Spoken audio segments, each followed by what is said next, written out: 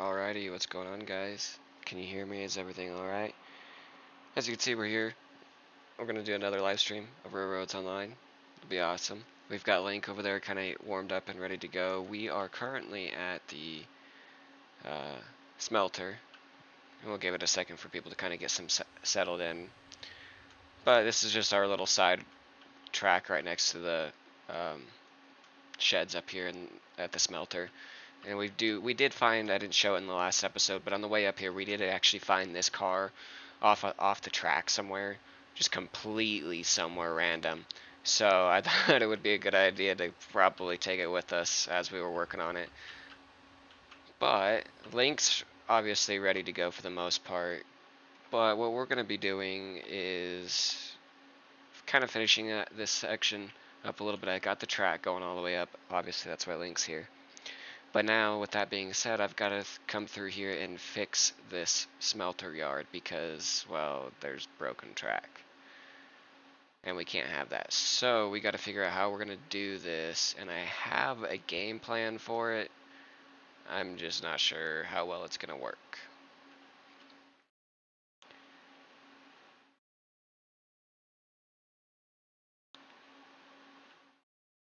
So, with that being said, let's go ahead and get into this video, or this live stream.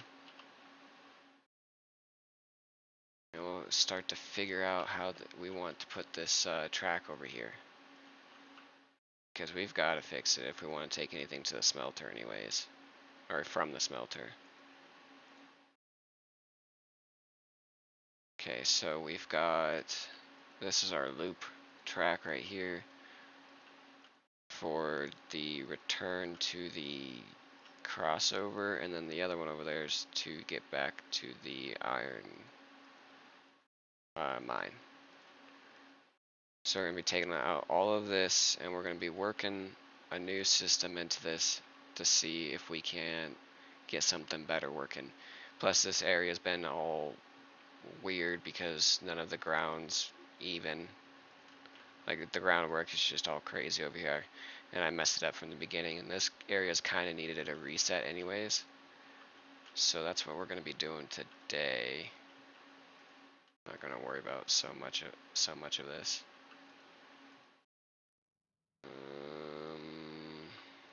Yeah, we'll just do something like that. We're still technically on groundwork there, which is nice. And then what we'll do is we'll put a nice consistent groundwork grade right here below the switch. And bam, so that way we have something to stand on when we're switching it. I don't even know if that's going to stay, because what I was thinking about doing is actually taking the main line and running it this way, and then actually having it come in behind all of this, come up through this way, and then switch back onto it somehow, some way. So I've got to get that all figured out. That'll help us with our hill for the most part, in a way. But I do want to come back and rework some of this, because we could really take that out a lot wider of a corner and lose a lot more elevation than what we are right there. It's kind of, it is what it is though. I mean, it's a smooth track most of the way down, but I don't know. It's here would be putting a switch on elevate, or on a bridge, and I don't like doing that. And there's a lot of turns. Not really a good spot to put a switch. Unless I made that corner smoother. But even then, that wouldn't help.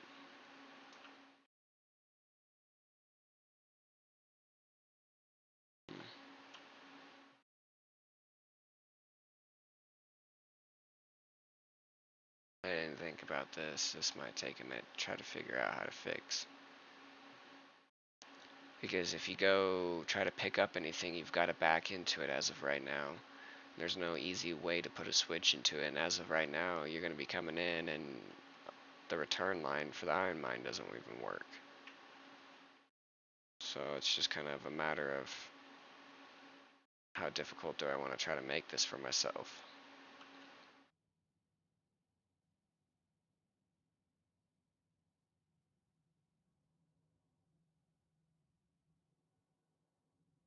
that's all in an elevation too. I need to really lose a lot more elevation before I even come close to here. I don't want to have to mess with anything.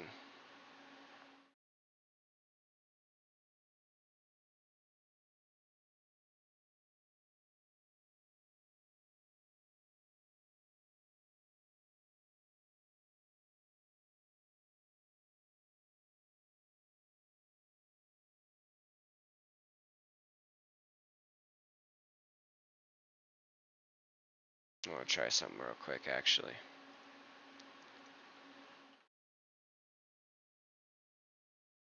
We might want to jump on that bandwagon before it leaves us. Okay. My thought is, oops.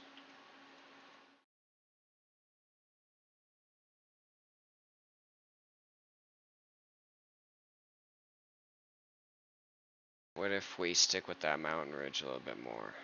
And we've got to start playing with ideas here, or else I'm never going to get something done. Nothing at all.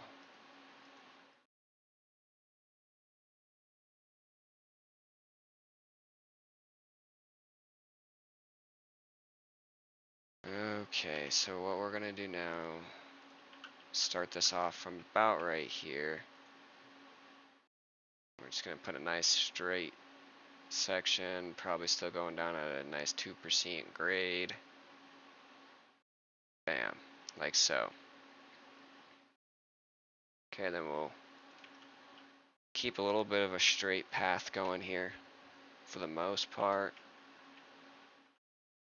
Once we get to about right here, we'll go ahead and give it a nice, we'll say about a 10% curve. And we'll need it more than that, because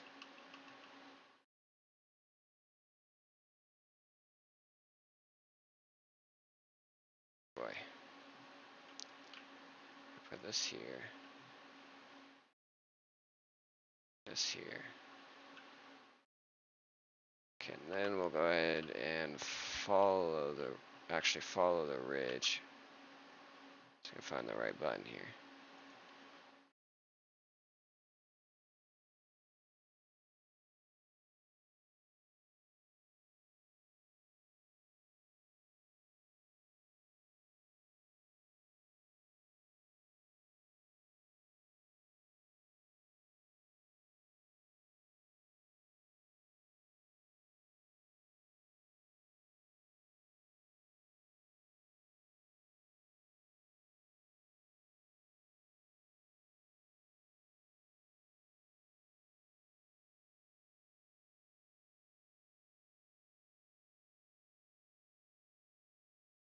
Okay, so now we'll go ahead and do a nice 15. No, we're gonna have to do more than that. We're gonna have to go probably like a 25% corner. No, even sharper.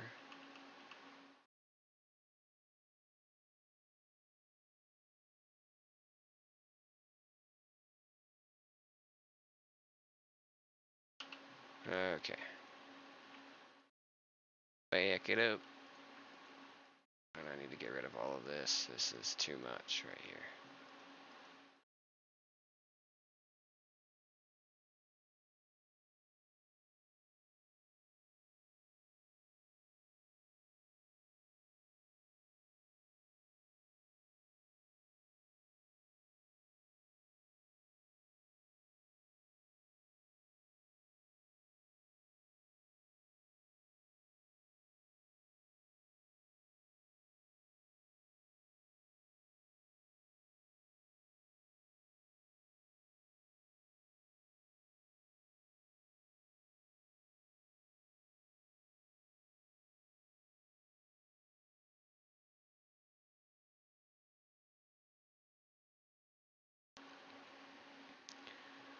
Okay, so that means I've got to work in this corner. And depending on how much elevation we lose, We should be able to be just fine getting through here.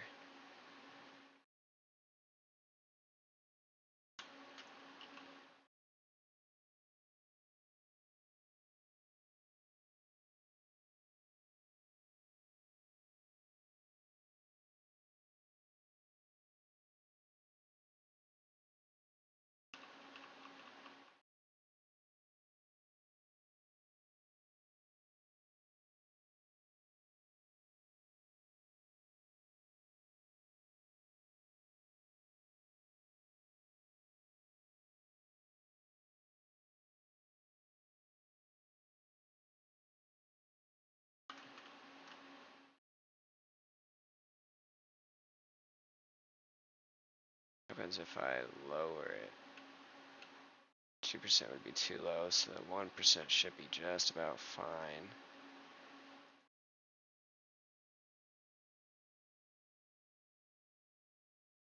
We're only running at a 25% corner here, so it's not too bad. Oh, that's right, it won't do nothing until I... Okay, this is where I want to straighten it out as much as possible, aim it towards everything else.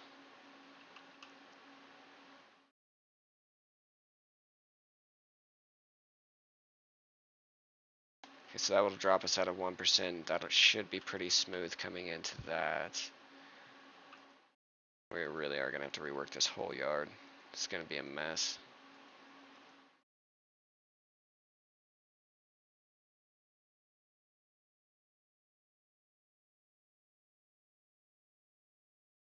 We'll have to rework how that secondary line from the iron mine comes in too, because this is not going to work.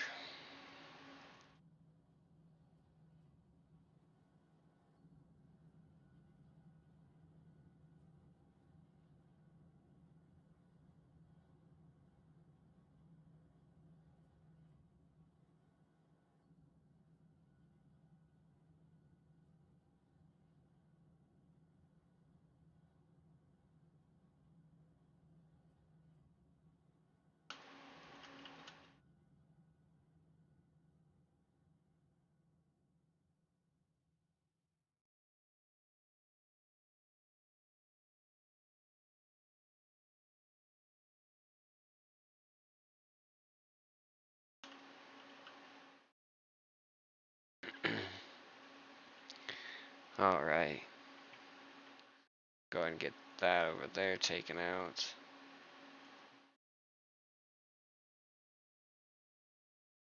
This line can no longer exist.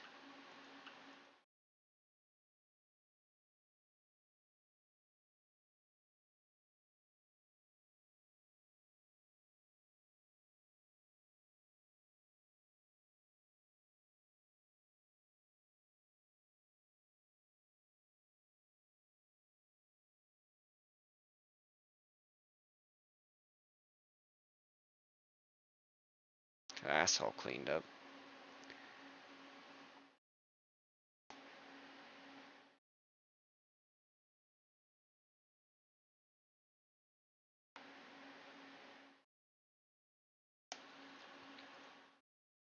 Almost missing my track there. I was trying to pay attention to something else.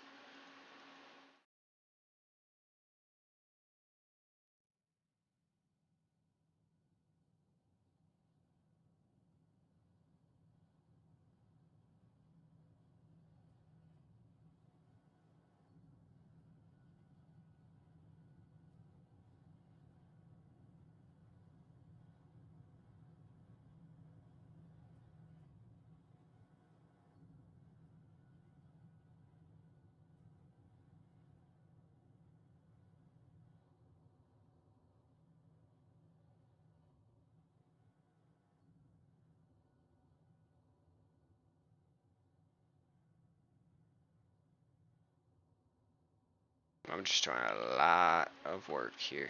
This is sad. But we knew it was going to happen one time, eventually. It's all part of the plan.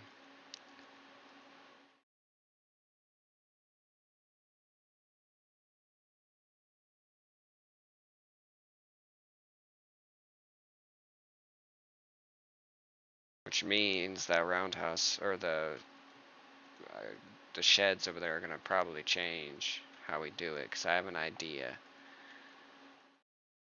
for a roundhouse design that I want to try, but it's gonna be weird. But it's a way that I can be able to fit my tender locomotives in there, and also the rest of my locomotives, and still use a turntable.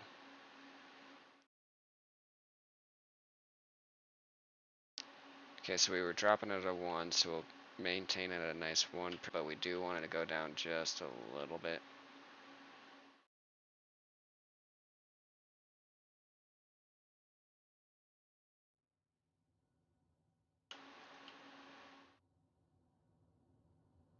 It's about right there.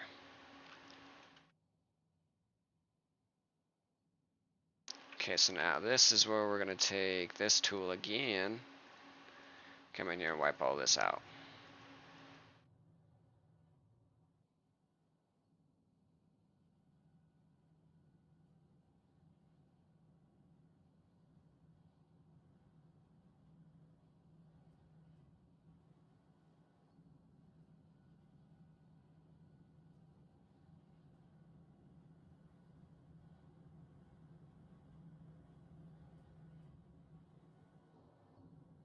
I thought I did this yard so smart too when I did it.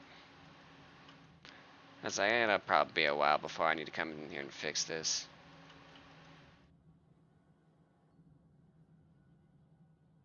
And lo and behold, I'm coming in here now and fixing it. Mainly because of the fact that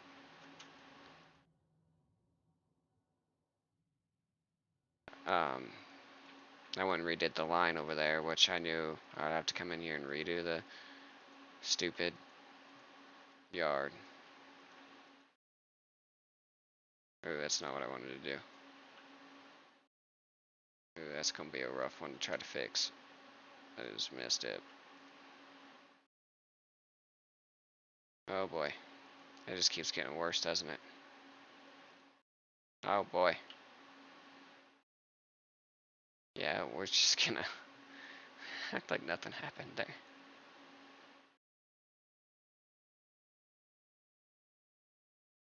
Okay.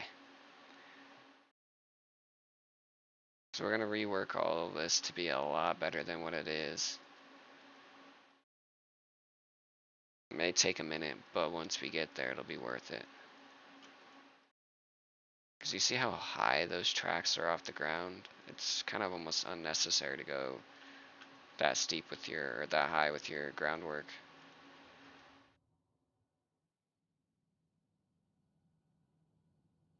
I don't know why that's all there, to be honest. It's creating a parking lot for, I think, a yard. Which I didn't even use half the freaking parking lot that I used. Okay, so we're gonna go ahead and keep that. Get rid of all of this, because we really don't need it.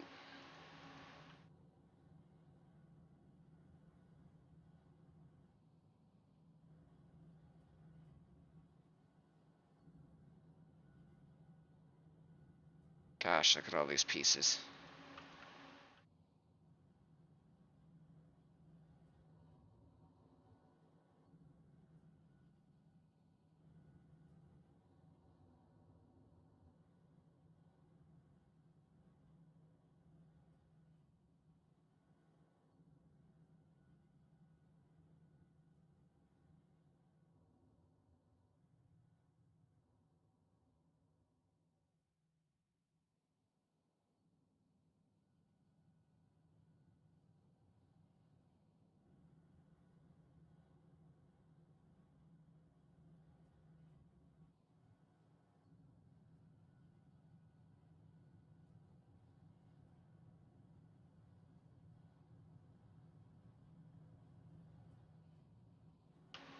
That'll do.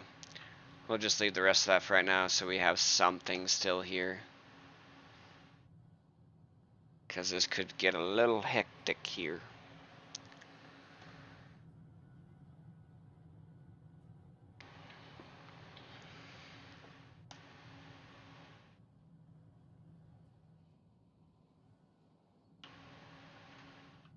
Still no rails, and how much raw iron do we have? We have 29. It's not too bad.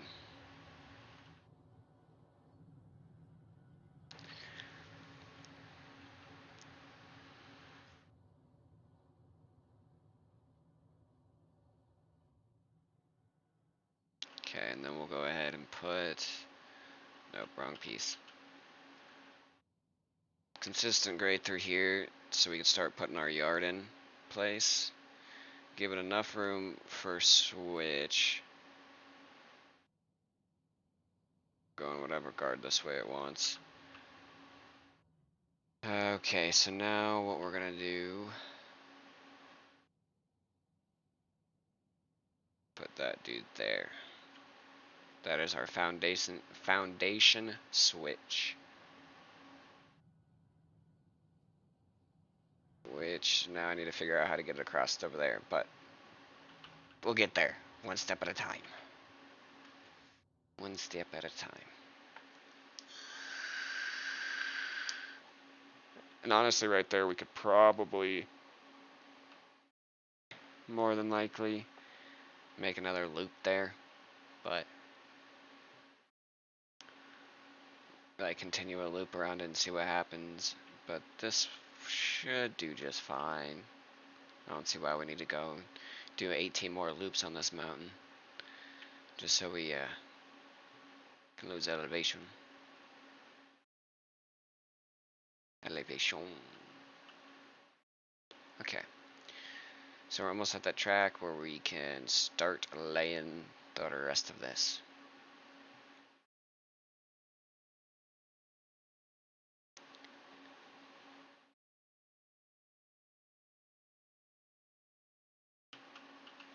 Okay.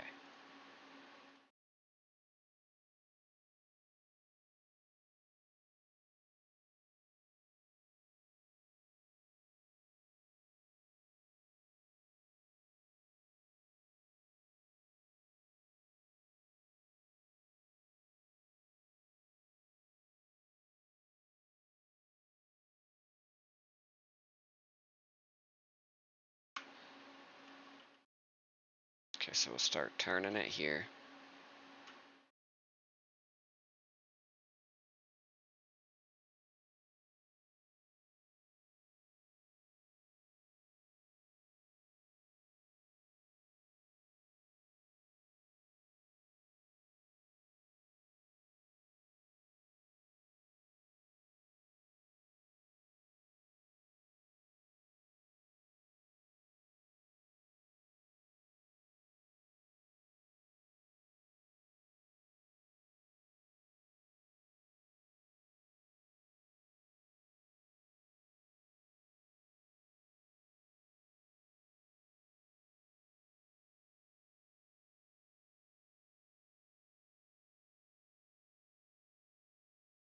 Alrighty.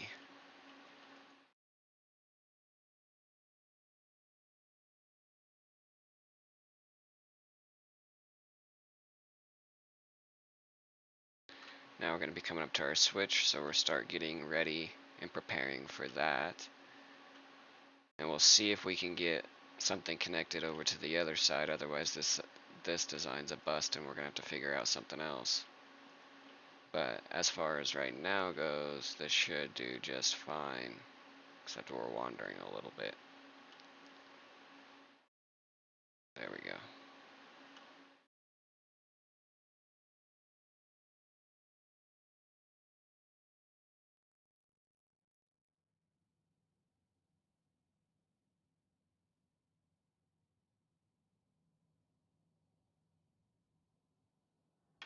Awesome. So now our new loop comes in like so, and then we have to make a really sharp corner there. Gosh, I don't even know how I'm going to do this.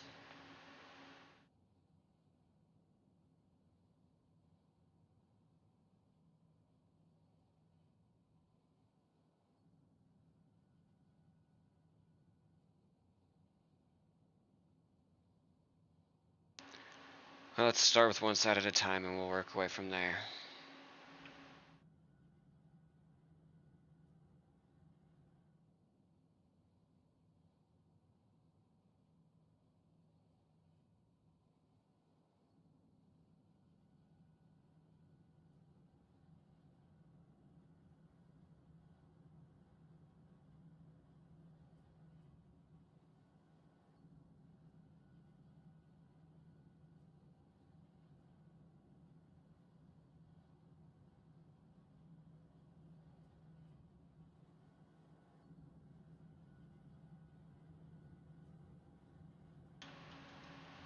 Alright, let's see if that will work with track, and if we can't get that to work, then we're gonna have to figure something else out, move that switch farther back, but we will see. I will have to get it all figured out. Okay, normal track now. This is gonna be rough.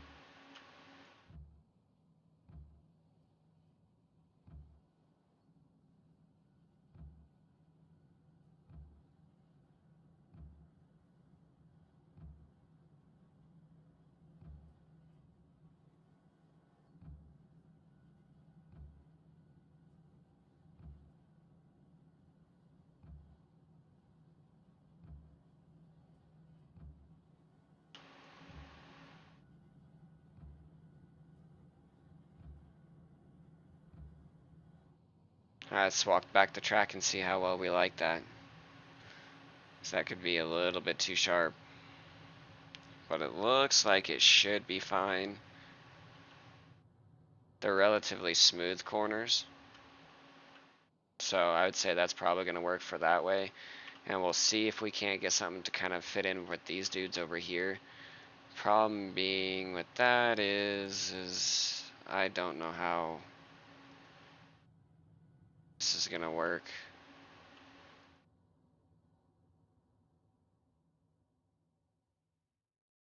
Let's see, we have a pretty steep height right there.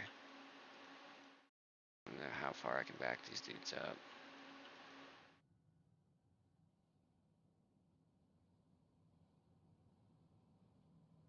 Okay.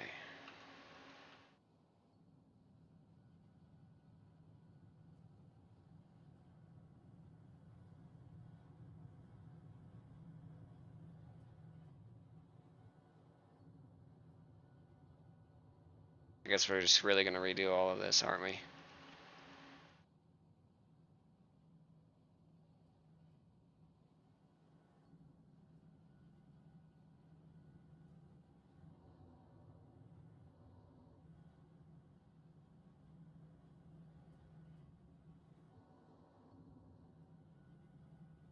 And we're going to be taking out way more than I thought we would on that. Okay.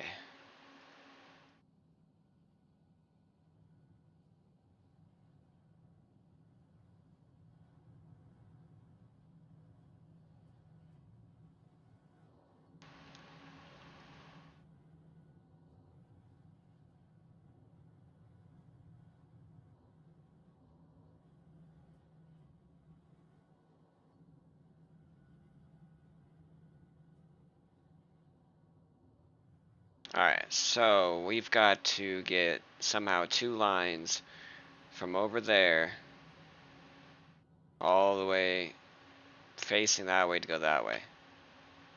We'll see. I don't think this is going to work very well, but that's what I said about the last one too.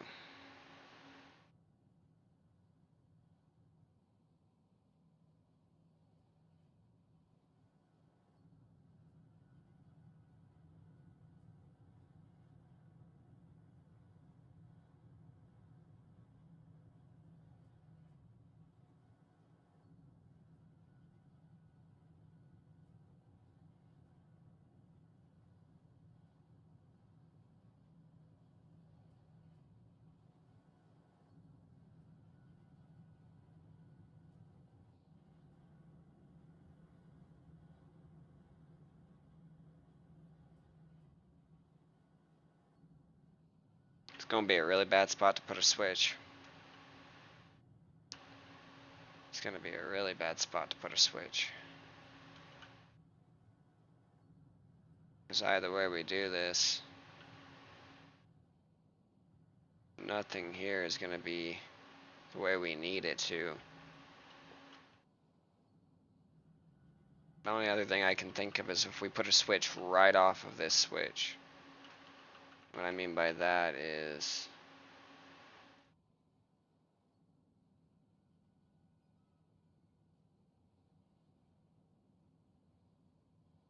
that would be pushing it a little close, so we would have to really change it to be Probably.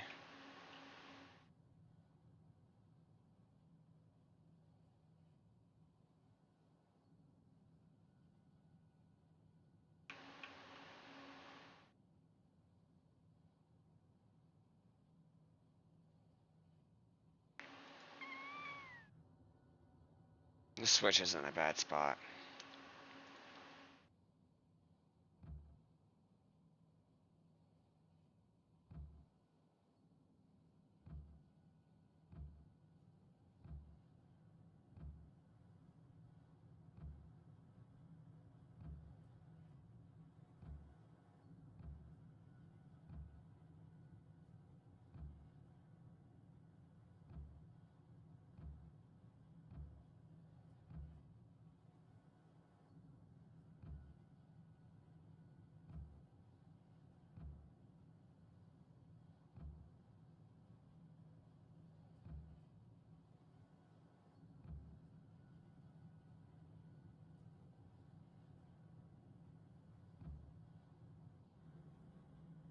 Okay. So that doesn't look too bad for the most part, except for that very beginning. That very beginning looks awful. I don't even know.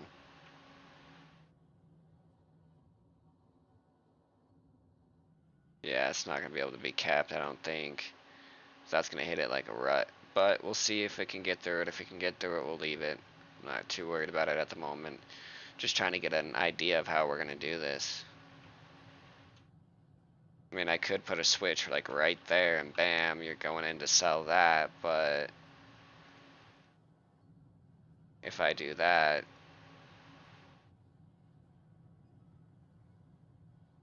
you know, we're looking at something like that. Well, I could actually back it up a little bit.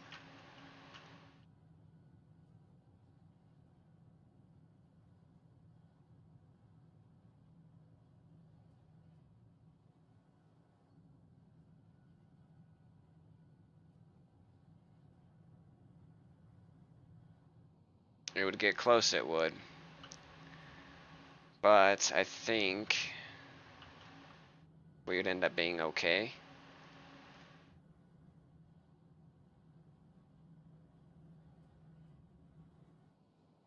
Because that means all we have to do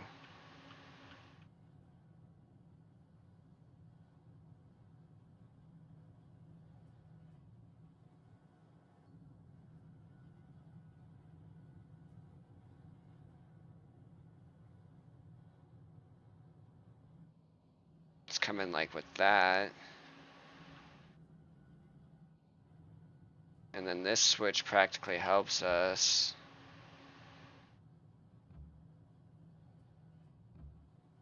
We miss a pretty good portion of the selling platform. But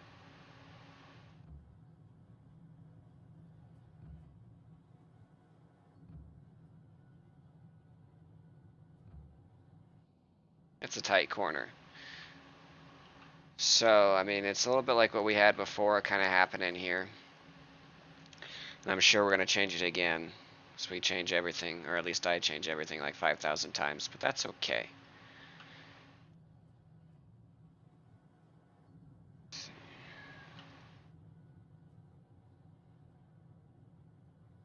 Bam.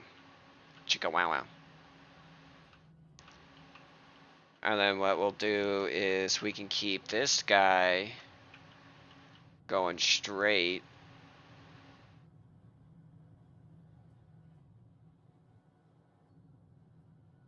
On his own course.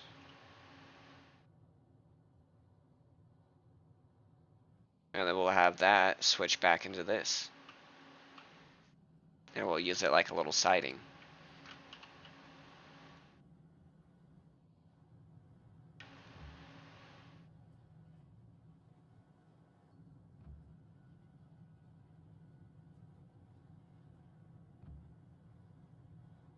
Get that as straight as we possibly can.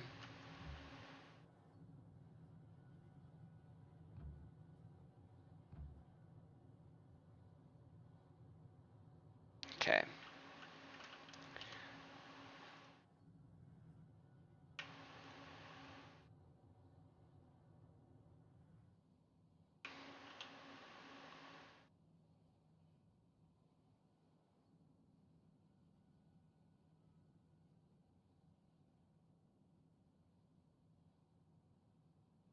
Oh, we need to go back more.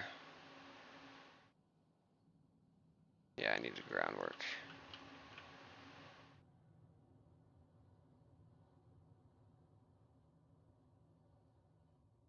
Soon we're gonna have to start turning it though, which is why I wanna not waste any time with this switch or waste any room.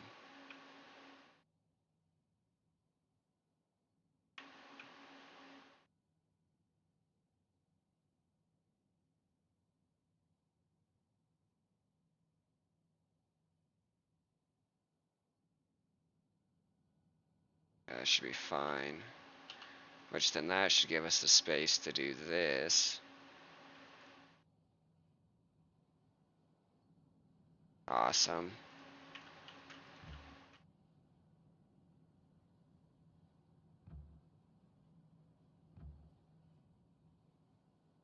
That's looking great. That will lead back to those switches over there when we fit them in. I don't know how we're going to do that yet, but we will figure it out. So I got to rework a lot of them. Alright, so we're going to take this and connect this back up to our little siding dude over here to sell the cordwood, and then we have our selling points added in here. And we just need to get it all one big working track.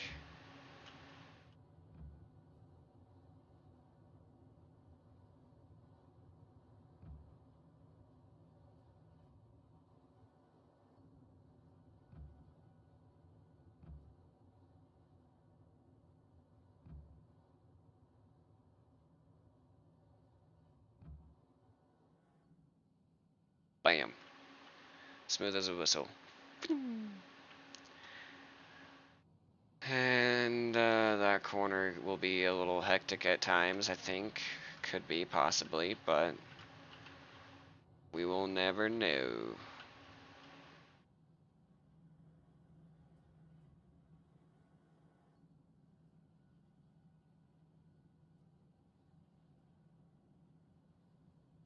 And we can use this track to kind of sit here and follow along to give like a guide. But at some point, we're going to have to start turning. We're gonna...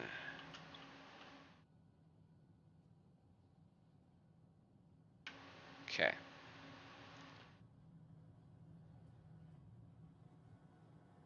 Now I kind of wish I kept the parking lot. I mean, it was set to a wrong grade or level.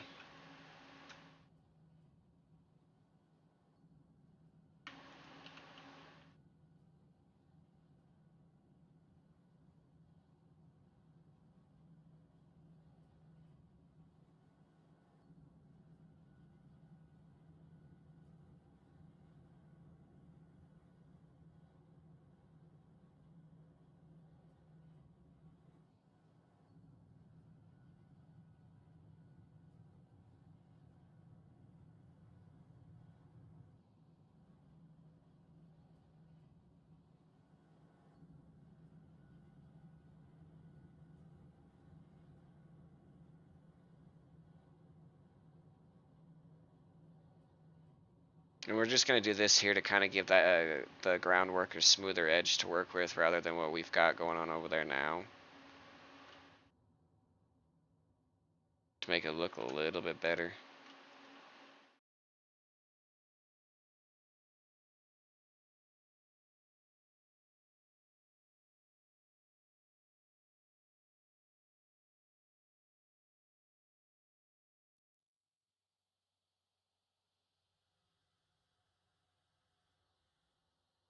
There. Give some variation. Austin Welsh says hi. What's up, man? How's your day / night going? Are you enjoying it? I know I am. I got sent home from work a little bit early because the weather here got intense. Got some snow. Kind of like this. But, yeah, no, for real, like, how was your day? Was it good?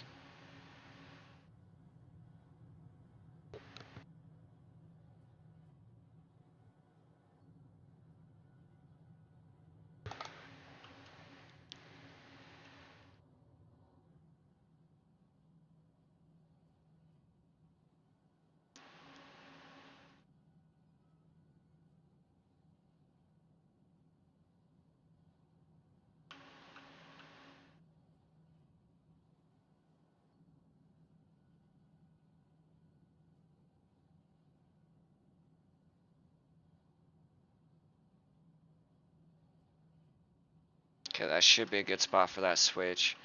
I'm gonna run this switch into the back of that one.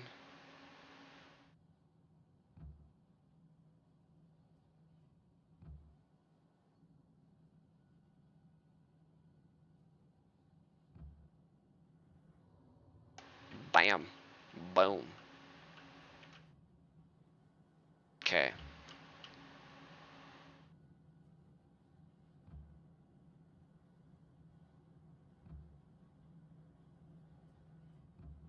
I'm gonna run this right into there, like so.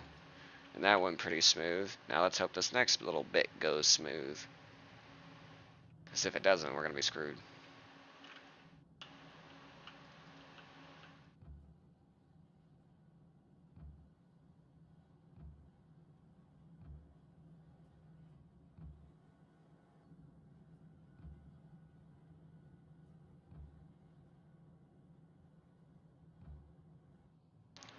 Bam. Alrighty. So we've got all of our little switches hooked back into everything. We've got a way to go to the cordwood, the raw iron, and then we have a way to go to the to pick up the items. Now we just need to connect them and figure out how we want to do this loop. Because this loop's going to be intense. Because we're going to be coming in from this way. Our line for that dude's still going to be coming in this way. Or heck, let's just go off for instance right now that we're coming in off the same way with the iron line. The iron mine line. So if we're coming from that route, that bridge over there, we're coming this way. We'll need to hit something going this way to be able to turn it around. Preferably go that way. We can come that way. You don't need to hit it. You can just go back that way. Okay, I think I figured out how I'm going to do this. Again, I don't really know how, but here goes nothing, I suppose.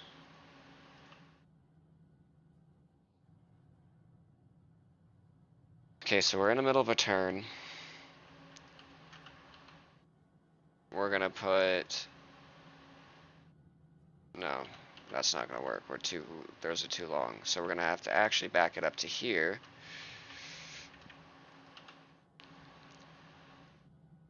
We're gonna put a switch to the left.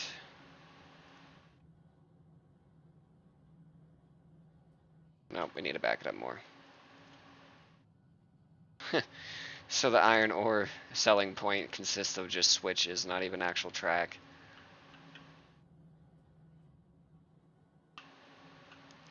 Okay, so now we're really gonna have to rework this. But we can keep that as a guide.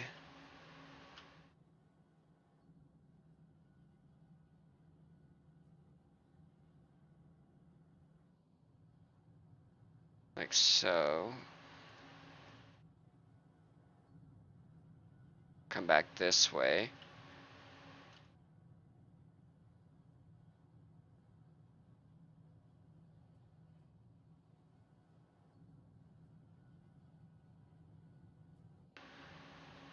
Alrighty, so now we've got to figure out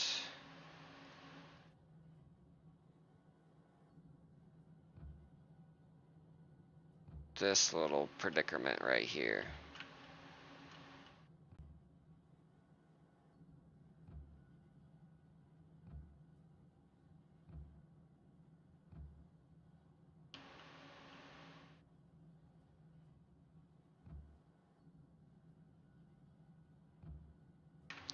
Doesn't seem too bad, but we'll go back and check it, because like right there, it'll pop right here. That is too sharp of a corner. We'll have to back it up some more and refigure out how to do this.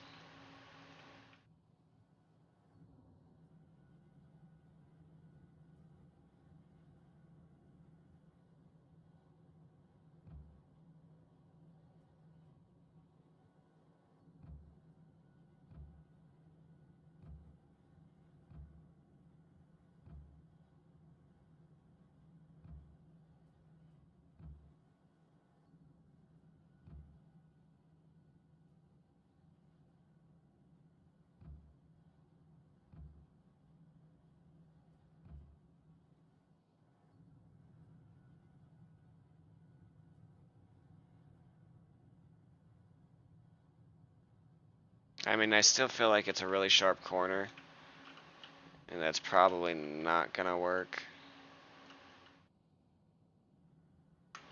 But we'll just see. We'll see how it goes, and work from there with it.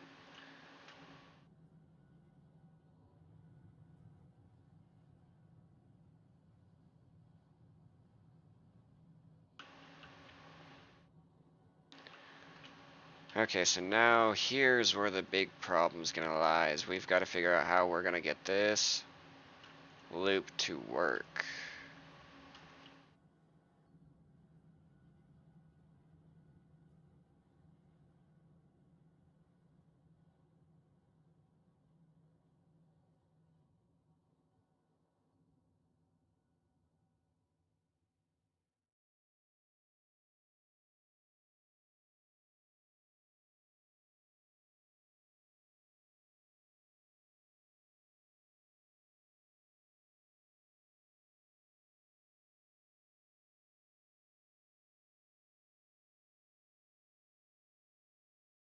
Okay, so now we'll start our nice long curve into our loop.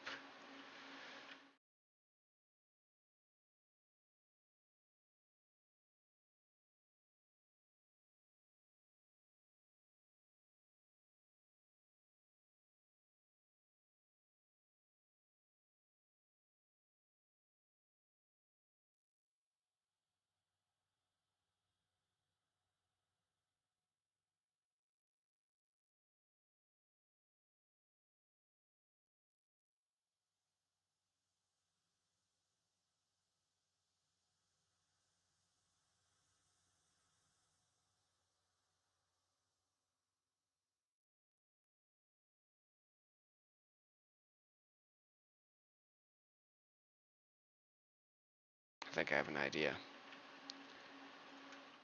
I don't know how well I'm gonna like in the future, but that's okay. I'll deal with myself then.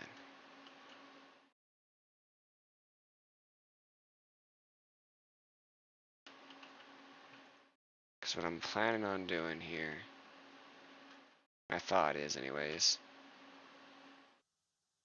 we're gonna use the track that Link's currently sitting on, and we're gonna take it and we're gonna end up turning it into this track here, which will be our big loop, which ties us going uh, the opposite direction.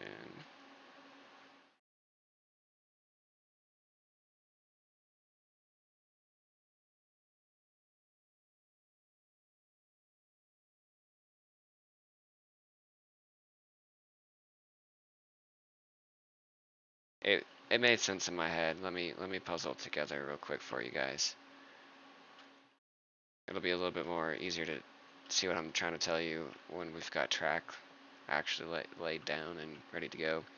We'll have to move Link up here in a second anyways to handle, so we can actually handle that switch over there and move it the way that we need to move it.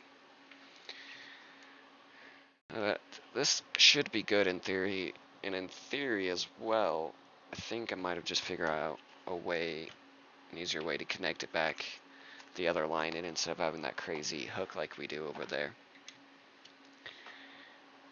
As long as we can get it down to the right level when we need to rather than waiting, which then means, yes, we're going to have a switch, still have a switch going, or not a switch, but something going off that way, but we'll handle that when we get to there, because we can honestly put a switch right here and have the switch go off right here.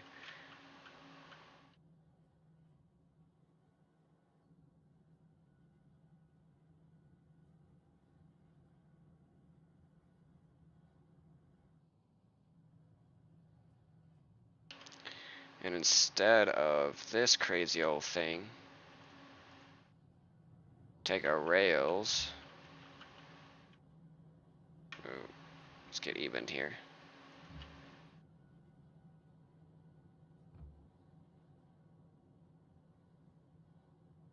Okay, so we'll start to turn it.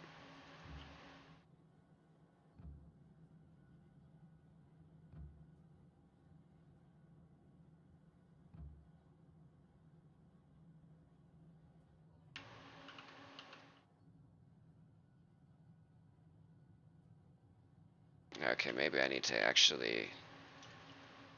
That rail's distracting me a little bit. I'm not gonna lie. Okay, so we'll start turning it here, and we want to line up with that switch pretty evenly. We don't want nothing crazy, nothing reckless to line it up. Just something to start into it.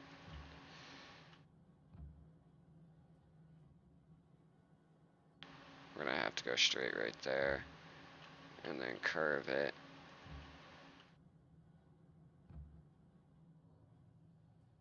That'll be an interesting one for sure. But that should work, I think.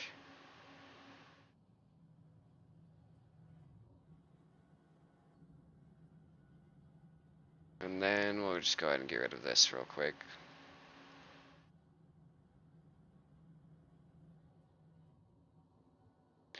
Leave that switch there just in case, but we'll leave it flipped. And then, since we've got that switch over there, that will become actually that switch right there, so we need to delete that. Because we're going to be working at a new angle here, which will make this corner in turn smoother and not as sharp. See, some things just kind of fix themselves. Okay, we'll back that up a little bit because we need some height here.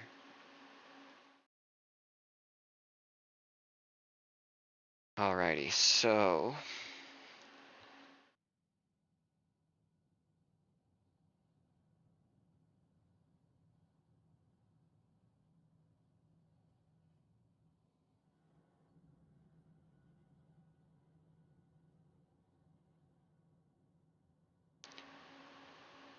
we'll start with our nice old iron bridge. Start popping it out away from that a little bit, but we'll keep it going just close enough to it.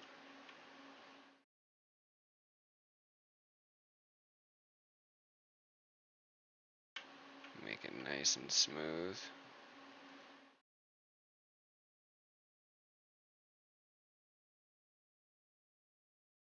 And we know if we follow that pretty well, we'll hit that bridge pretty easily too.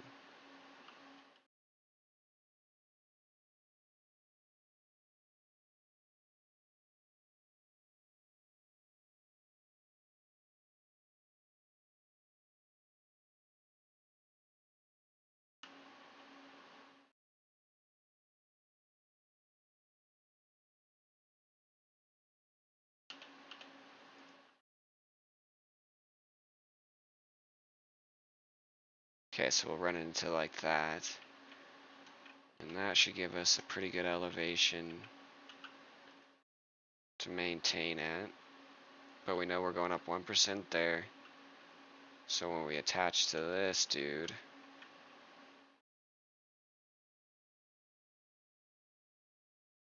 we're okay to move it up just a touch more. Okay, with that being said, now take this dude.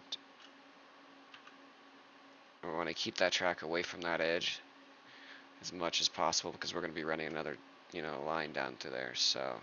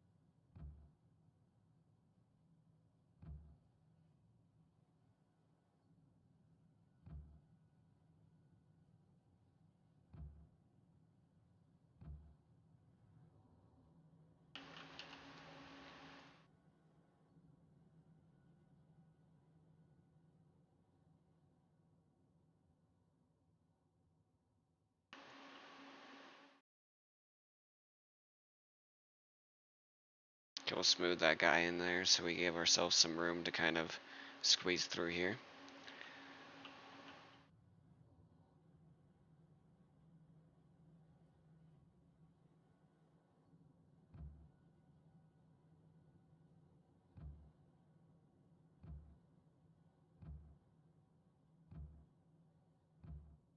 Which will give us a nice turn. And we'll be working smoothly and awesomely towards completing the smelter yard once again and having everything working on it at least. Still kind of keep it away from that track, so we got to remember the boxcars and the locomotives are kind of wide. But that will give us enough room to kind of come in here and start turning this the way that we need to turn it.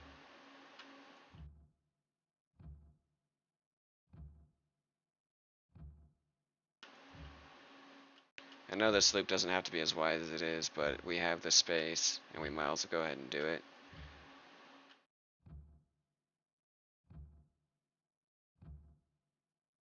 I don't know, right there we're pretty much just going straight anyways.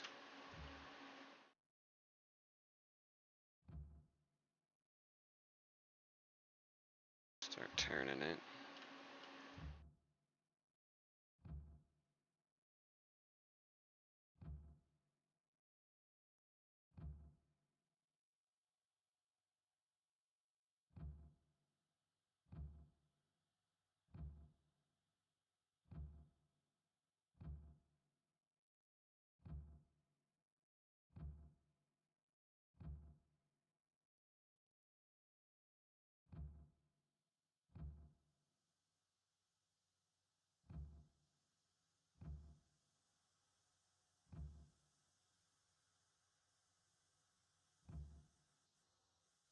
Okay.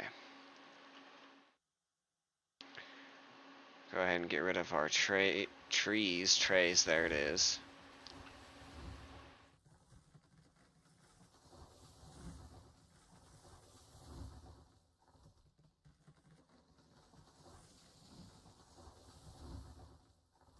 So then that'll give us a better interpretation of where we can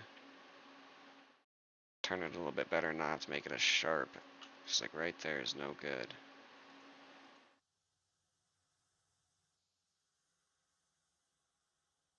I think it all starts from back here.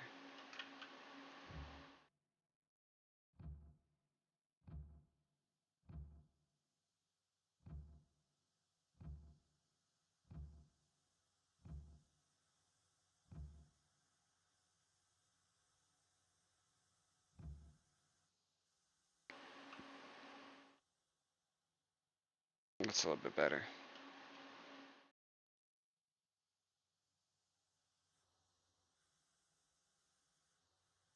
I suppose we don't have to hug it as close as we did, but oh well. Alright, we need to move Link up.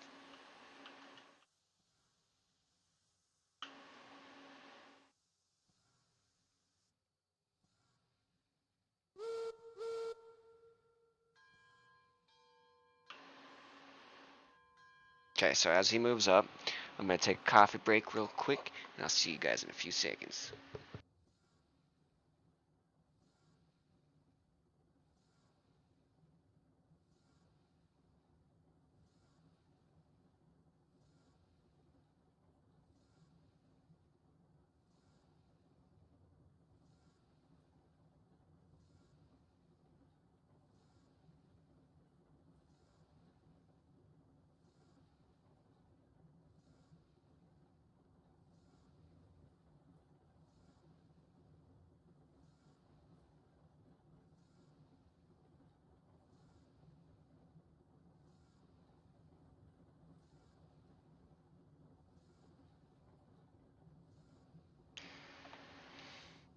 Alright, so we're going to want to pull Link up to where that car is kind of out of our way.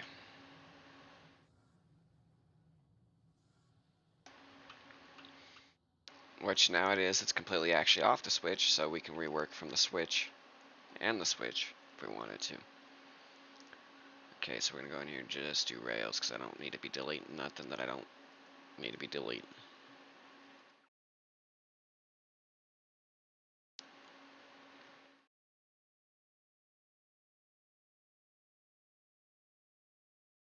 Okay.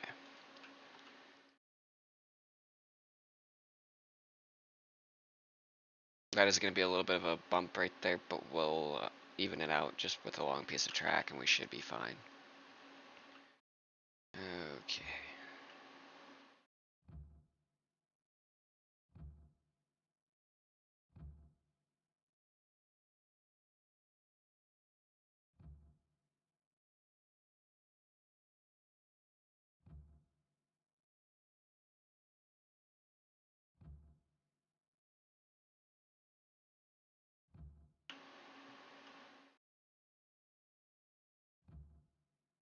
Okay, that connected up pretty good.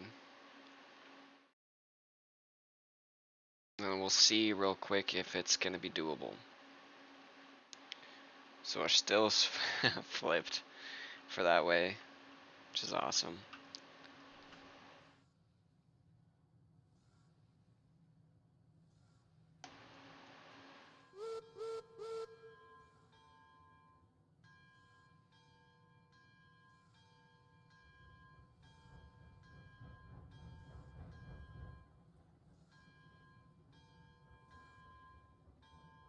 Run out of steam.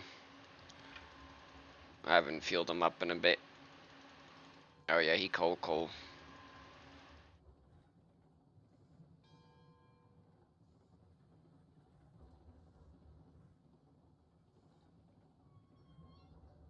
Okay, we're gonna keep it at a nice 10%, and I'm gonna sit up here in the tender, and we're gonna just watch and see how well it does and what it does do.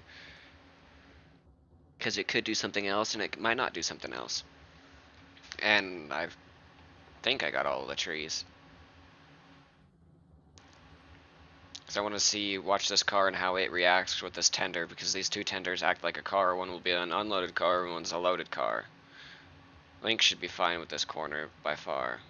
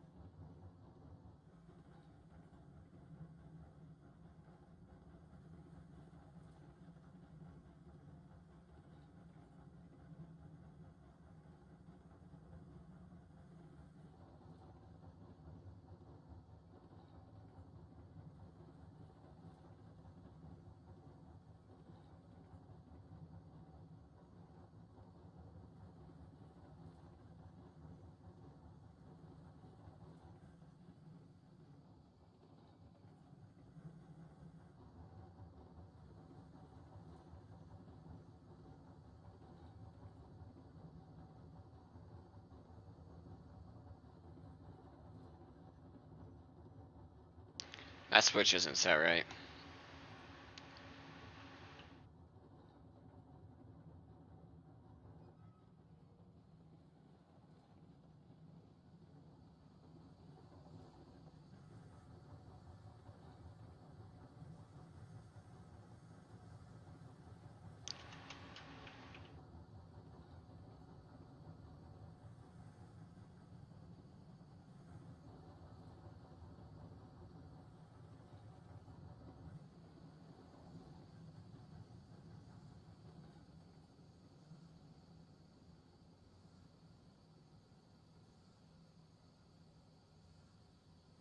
Alright. Well, that works. That definitely works. And it gives some leeway between this and this track. So that way you can still actually have your locomotive, if you're unloading this way, up to here. And locomotives will still be able to squeeze past you and use the loop and all kinds of other stuff. So that's pretty neat about that being the way it is. Gives you some space to... Now we need to work on getting the buying stuff back into this, which shouldn't be terribly bad, considering.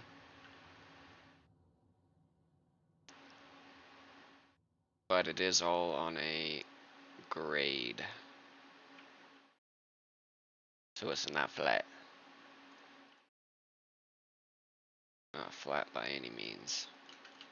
Which I normally won't put a switch on a grade, but I figured out a way of doing it, and I think it still works. We're about to find out. But if you put it like this, it's gonna stick with that. It's gonna stick level with this track. If we put it out here on its own, then it sticks to the grade a little bit better of what it's supposed to be doing. So what we'll do is we'll come in here and we'll line up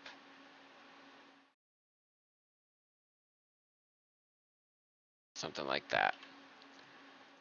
We'll come in here, we'll put our track up to it like we normally do.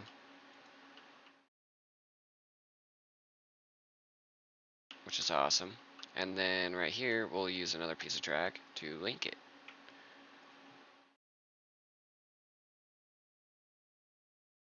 It's gonna be a little weird trying to turn yourself right to go left. It's like drifting.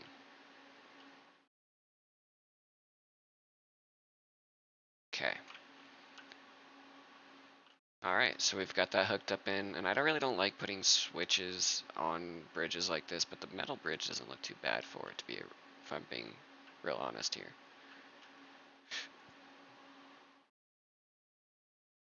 Make sure that's not going to hit. It's definitely going to collide with something.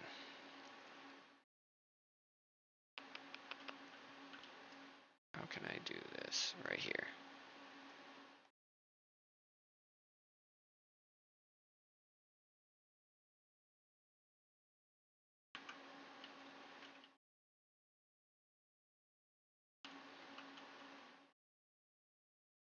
Okay.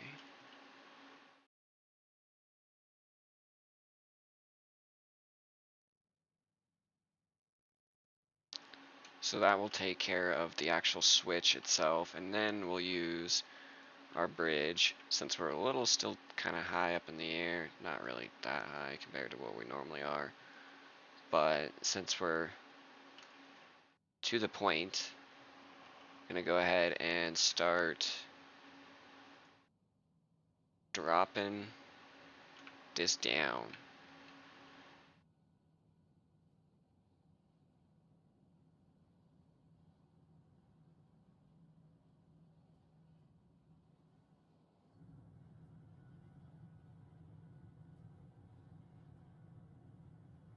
Okay, so we'll actually come back to this point, delete all of that track.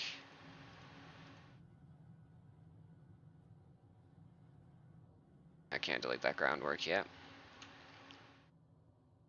And we'll start from the switch, and then we'll work our way back and connect ourselves up to that line that we did, and then we're all connected with a loop.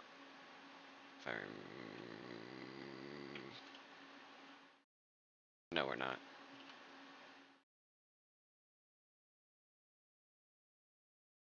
Okay, so he's gonna have to be a regular rail.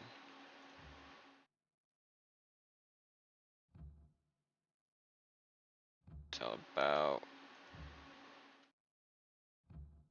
right there. And we'll put our decking rail down. Decked rail. Be a better way to say it.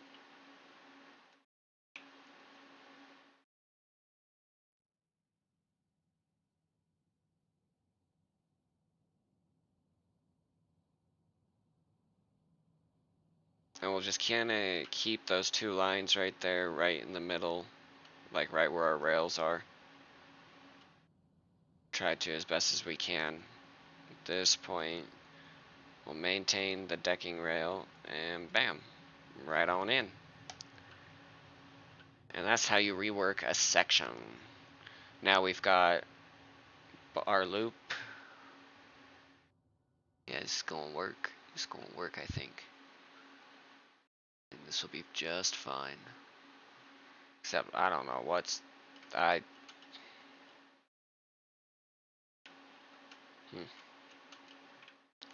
Confusing.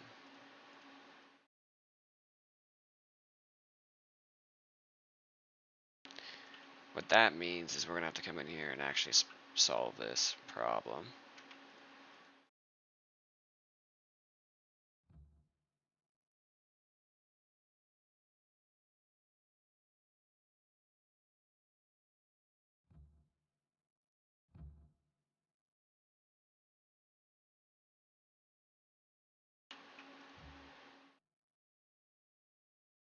Either way, it wants to go shooting right back up.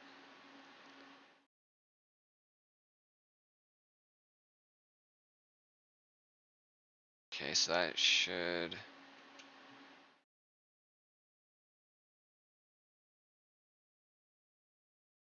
theory help out right there, right? Into here.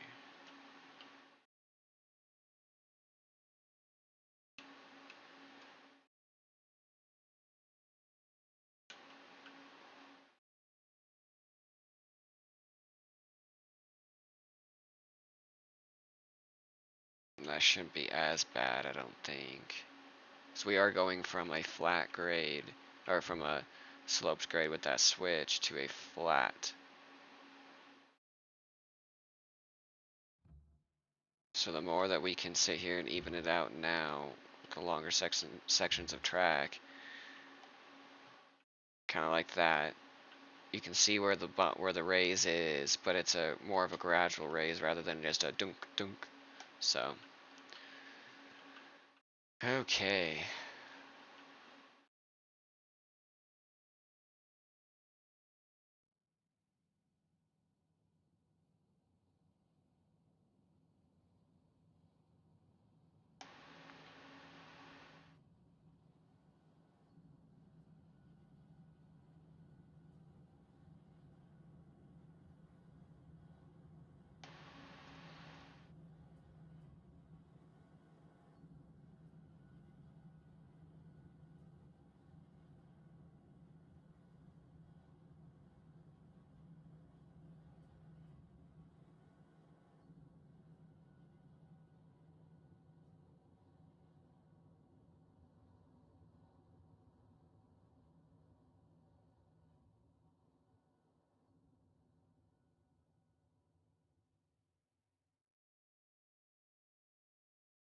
Okay.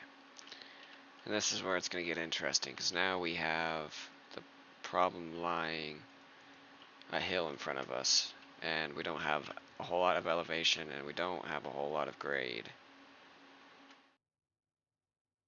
Room to use this grade.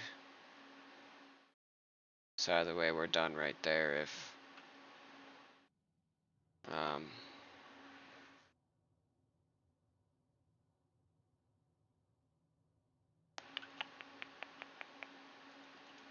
make a parking lot real quick. I know this is unorthodox, but...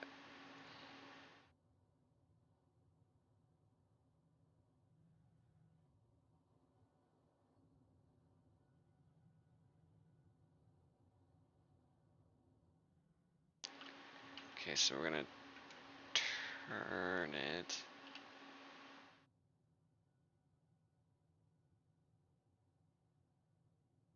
No.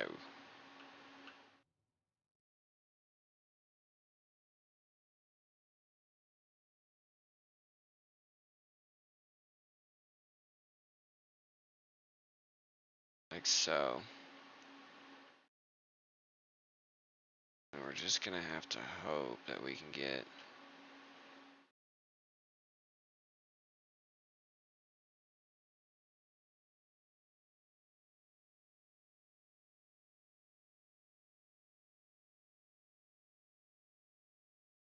3% grade.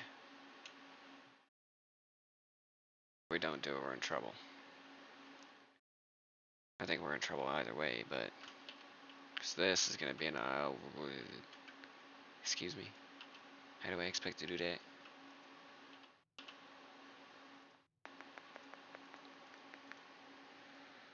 This is definitely intriguing.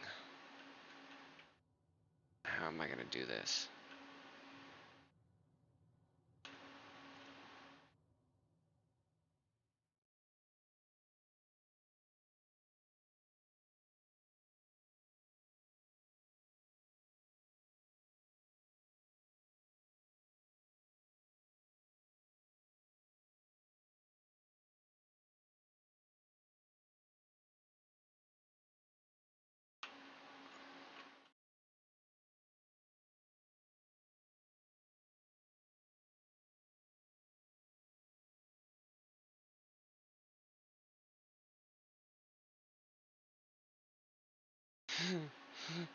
That's the way to fix that problem.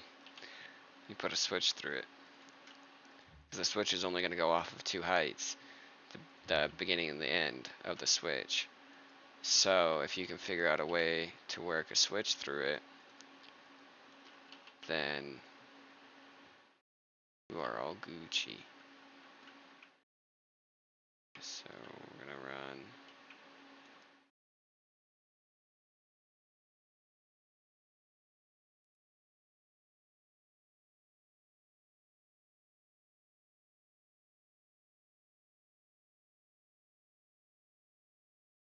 So we'll see if that will work.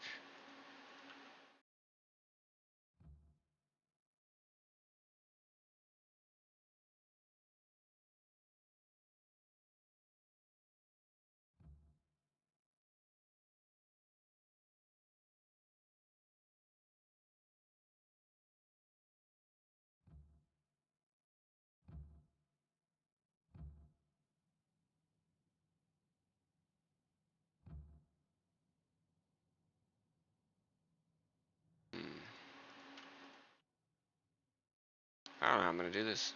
I ran right up to the hill. And any way I try to take that corner there, it's just rough with a switch there, trying to tie it into a switch. Okay, so for right here, we're gonna turn it this way, more that way. And then we're gonna hit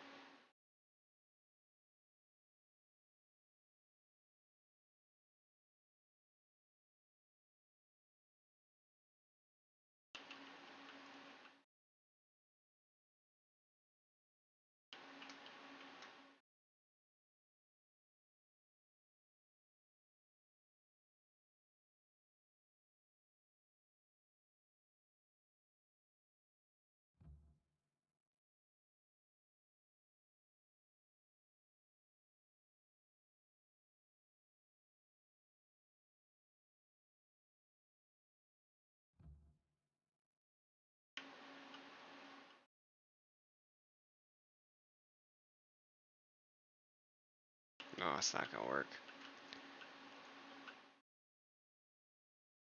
Need to take this, increase it like that much.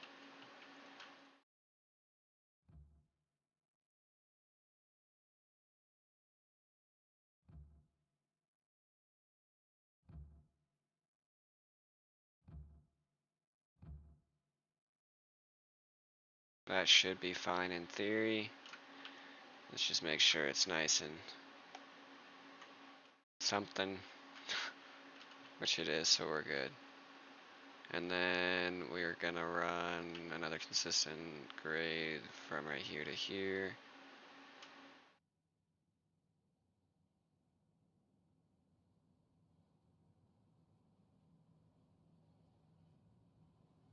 Just like that.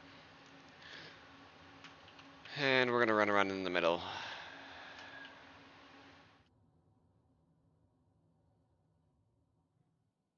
There, so now we have at least a flat playing field. Alrighty. So, take that, start turning it.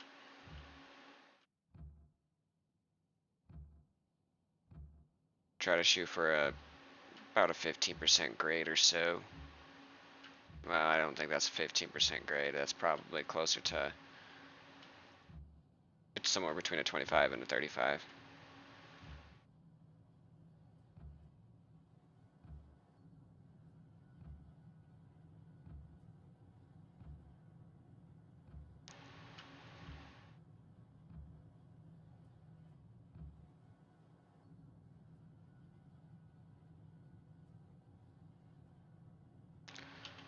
That's gonna make me mad.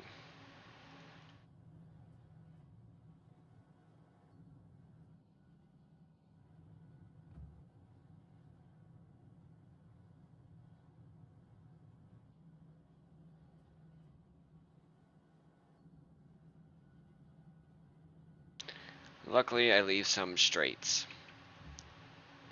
It's a lot easier to start a new or redo a track from a straight than it is a corner, and corner can be a pain to try to fix a straight or a corner or track.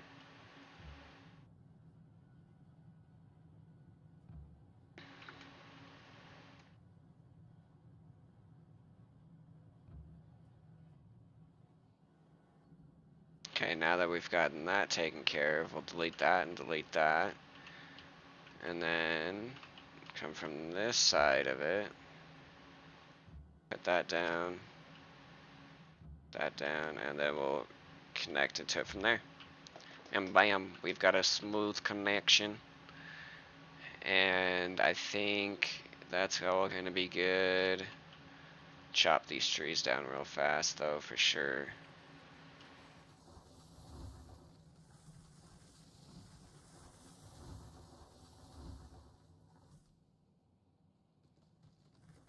Leave those trees, and then we've got our switch back into that dude, and now we need to connect back up into that guy over there. Not that one, this one. I don't want to worry about that one yet. Now, since we're going up at a 3 right here, I just want to put a piece of track here to kind of maintain a little bit of wiggle room. Okay, so we're gonna still be going up at a nice 2% for the moment. I don't need to get too insane. We're going up at a 3, why not?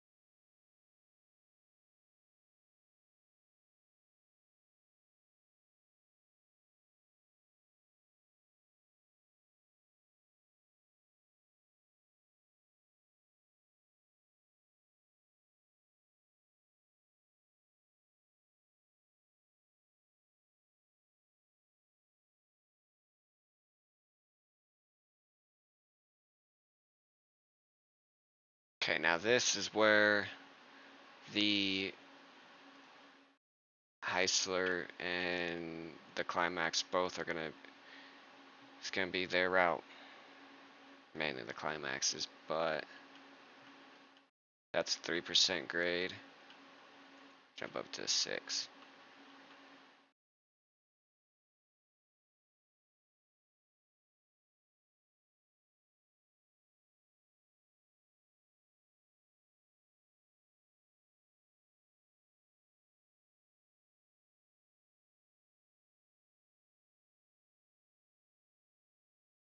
Okay, so that looks like it should be a pretty interesting little run up. It's going to be a short little dude instead of a long one, so we don't have to worry about too much there. We'll just fix this.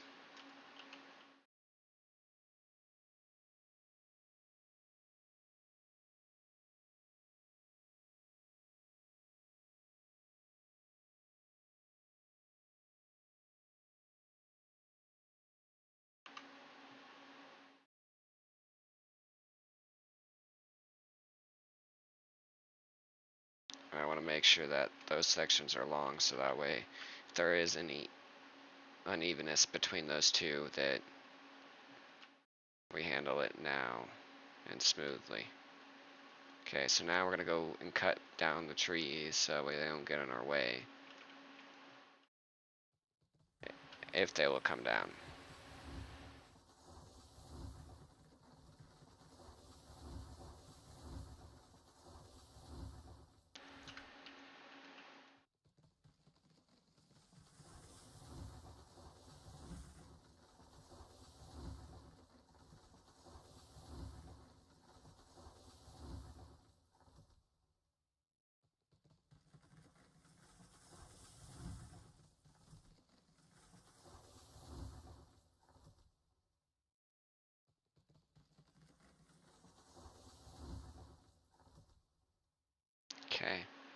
Awesome. We are connected.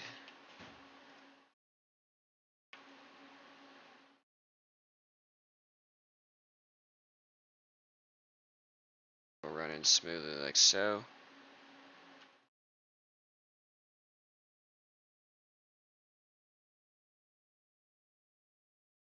And I want to keep this straight since that bridge is super straight. Just keep this as straight as we possibly can.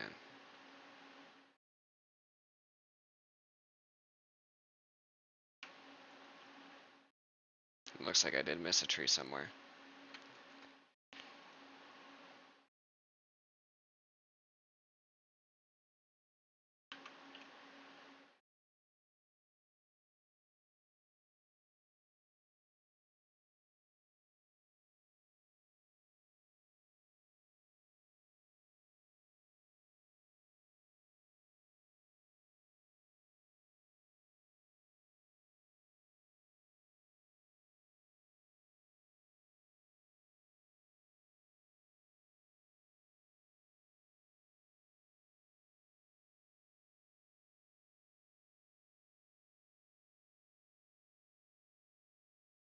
Bam. And now we're hooked up back into the iron mine, which is awesome. Because now we just boom, and we're right onto the iron mine. Go ahead and delete bridges. And we're gonna go ahead and actually just delete all.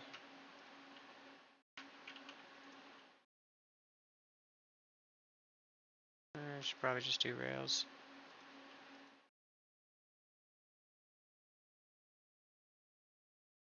Alright, well I guess we'll just delete all that then, real quick.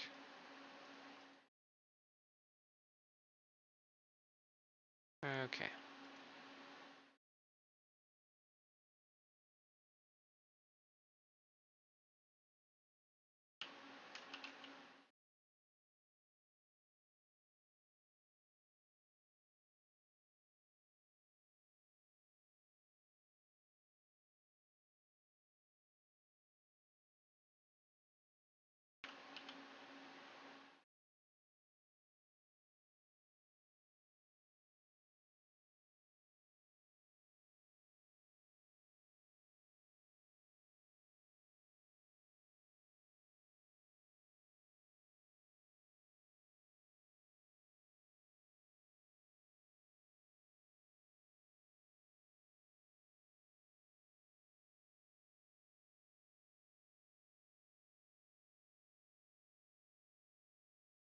Bam.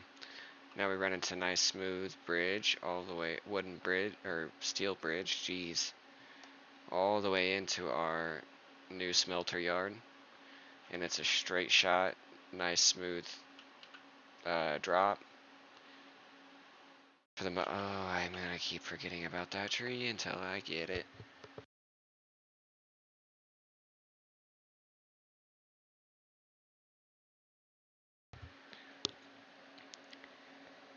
GD Racer says hi. What's up, man? What's going on?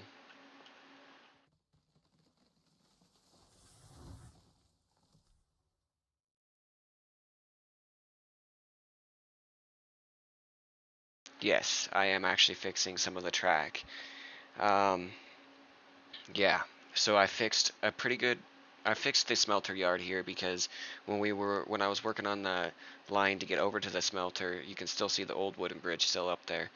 But when I was working on that, we had to redo the yard up here at the smelter, so I went and fixed up some of the track over here to make it work, and then I went and had to move um, the line to the iron mine over a little bit. So we're getting that all situated. But yes, we are working on track and other things today. Or we're going to try to anyways. Do some cleaning. I need to get Jack out. And then we're going to get a temporary line up there. Because I want you guys to see that line before I take it down. This was going to be the first traditional track over to the smelter here. It's what we were going to use until just did not go as planned. Like, it's too sharp in certain spots. It needs to be fixed pretty decently before we can actually run trains on it. Which it just comes around here and pops out right here. So we can run this line, and we can actually make more of a permanent line to this.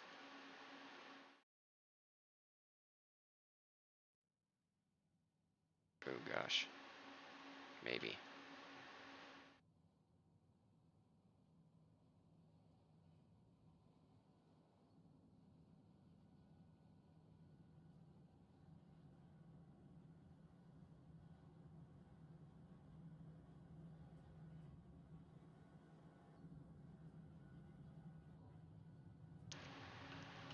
Okay, so now we'll do. Now remember, this is going to be a rickety track if I'm going to do this. So that means it's going to be sketchy. Yeah, it's it's kind of how I wanted the track to go originally. Is kind of the way that it was, but it's super sharp, and things don't tend to, like, locomotives don't tend to want to go across it in certain areas, and it's a really sketchy track. Because if I remember right, a good portion of it's like either somewhere between 3 to maybe 10% grade. So it's a interesting, dude. Okay, so I need to figure out how I need this switch to come in here, because neither one of these are helping me.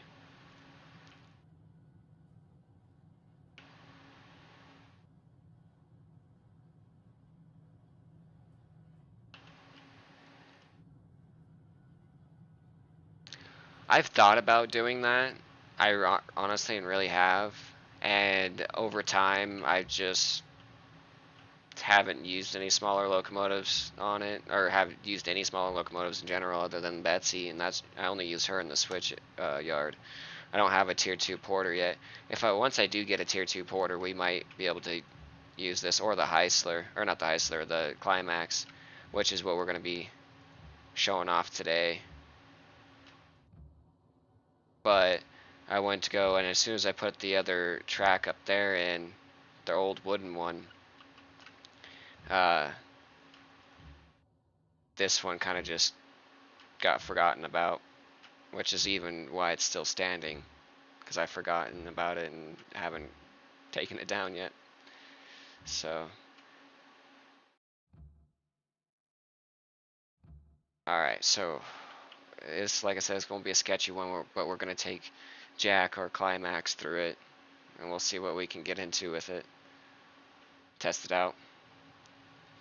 There's a good portion of it that is taken out on the other side, which we may work around the mountain to make like a mountain pass to probably the refinery. So that way we can come down from go to the coal mine to the iron mine, head down to the smelter, take that switch, shoot back up and across and towards the refinery if we need to. Where is the link? Will be okay. Link will be okay for right now.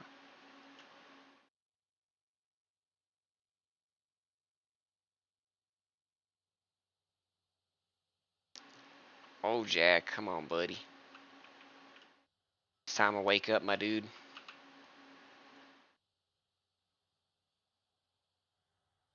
He doesn't got much wood left.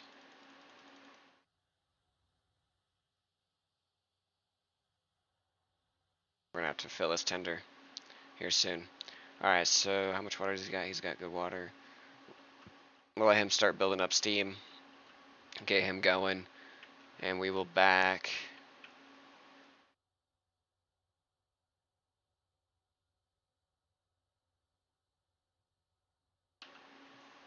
Oh, come on, door. we're gonna back Link, or pull Link, I guess, now at this point into here, and then we'll take off with Jack, and we'll go take Jack up to there so you guys can see that, because that's that line right up there.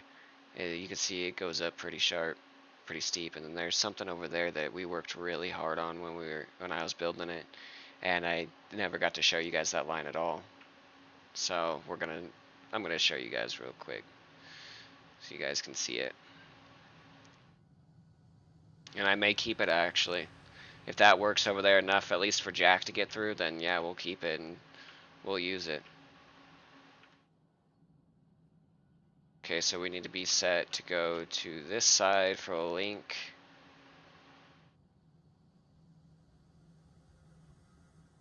With that switch, we'll need to set us straight. Okay. Alrighty, mister. Time to go in a nice warm shed for a second.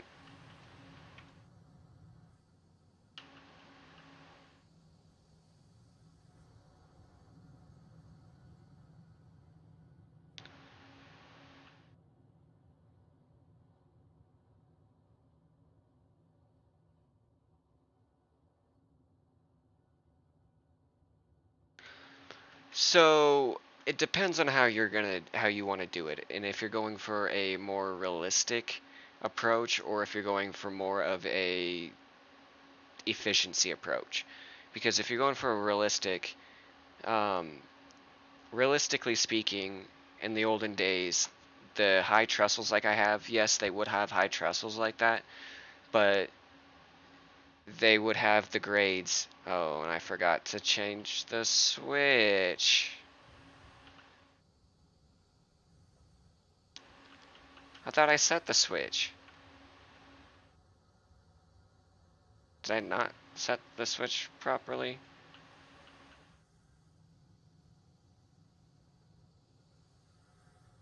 What switch was it that was not set? Oh. Anyways, so like back in the old days when they would come over, if they had this world, let's say for instance, you go on this side of the ridge, they're going to be running Climaxes and Heislers and Shays on it. Ooh, that is sketchy. But then they wouldn't be running Link over here. Now Link is best suited for the other side, and that's where they would be running Link. So for instance, to answer your question, you can store, like what I do is I store at the crossover, which is my major yard, my biggest yard.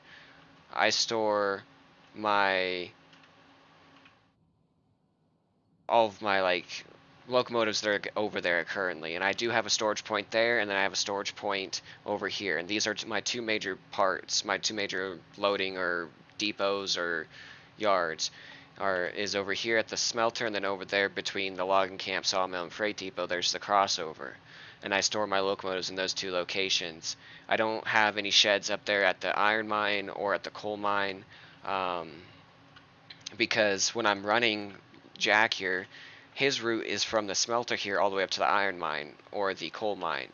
That's what his route is. So when he returns home, which is on this side, because of the fact that when we bring a load in with, let's say, Link here, for instance, or it'll technically be Davis, the Heisler, we'll take a load in, we'll drop it off here, pull that locomotive back into the shed, and pull out Jack and take him up, return with the cars empty once we empty them out, drop those cars off, put the locomotive there, and they will take the locomotive back. We're not doing it for an efficiency approach.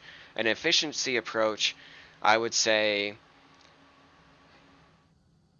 if you want to be switching out your locomotives more often than not, go ahead and put multiple sheds down in multiple areas. If you want to, or if you're going to be running, let's say, the Cookie Magoo all the time, and you know that for a fact, then I would say keep your locomotive or all of your sheds in one spot. But if you plan on doing segments like I'm doing, like you have from the crossover to the smelter, and then from the smelter to the iron mine is a completely different segment than the crossover to the smelter. So I hope that answers your question. I think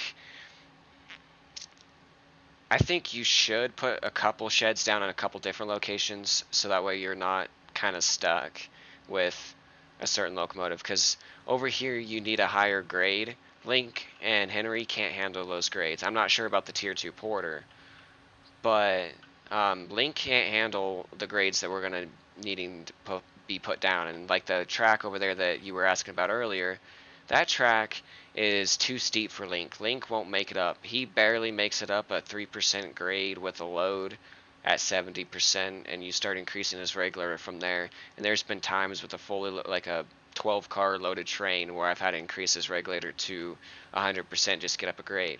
And that's okay because he's not meant to go up a grade like that. He's meant for higher speeds and stuff like that, whereas Jack, which is the highest in the climax, is meant for the slower speeds but sharper corners and higher grades because they're geared. So hopefully that does help. I know I kind of rambled on for a second there about nonsense, but hopefully that does help you. I better set this switch because I know I'm going to end up hitting that car and derailing myself again and making this even longer of a process for you guys. But good news, Jack should be ready to go by the time we get done with this.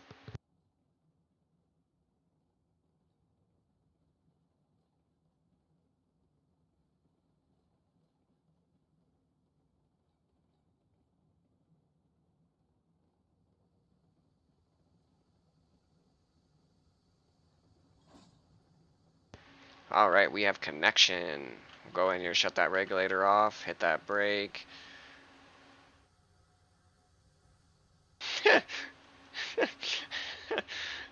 Alright then. Dinner's gonna say bye. I thought they were connected. I didn't realize I didn't actually connect them.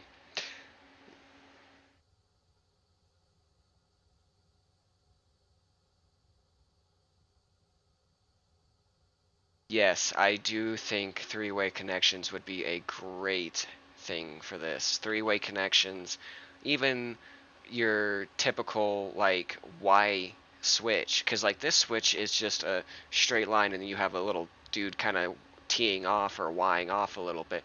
But a straight Y switch is you're either going right or you're going left. Those are your options. You don't go straight and you don't go left, or you don't go straight and right. I think Y switches and 3-point switches should be a thing, because sometimes you really do need that hard split. There's several times I wish I had that hard split, like in my diamonds. So yes, I do think that would be a good addition to the game. I do definitely think that'll help out. That would help out my track so much in so many different areas. I mean, you can kind of make this work a little bit, like the switches that we have here work. You can make them work. It's just a Y switch would be really nice, or a three-way switch.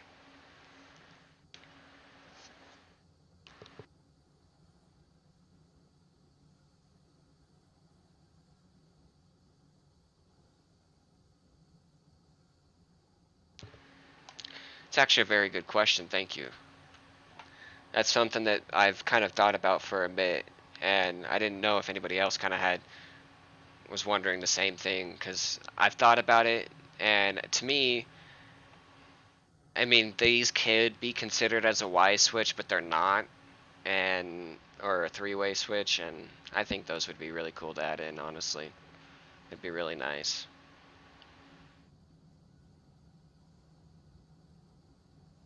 Because then think about it too, if you have like a turntable, and this is what my idea for that roundhouse, and it's kind of like what Con and Con Gaming has for his roundhouse, except for the fact that instead of having each individual line off of the sheds go into the roundhouse like a traditional roundhouse would be, put switches off of each of the exits of the turntable, and then you can take those switches and then Y them, or not Y them, but switch them, and then have your sheds back there. So then, for instance, with the Link and Henry, the Kooky Magoo and the Class 74, I think is what it's called, you can that way you can still use these locomotives with the tender on them, because then you can just have that. You have two tracks essentially off of the one that you pull straight in, because you're going to have a track that you can pull basically straight through the turntable on.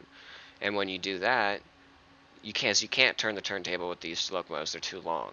But if you can pull straight through them and still have your switch, but still have it be a part of the round table itself, so then you can have other locomotives stored there and for ease of space and use and stuff, I think it would be a good idea. And a Y switch in that scenario, or a three-way, would come in really handy,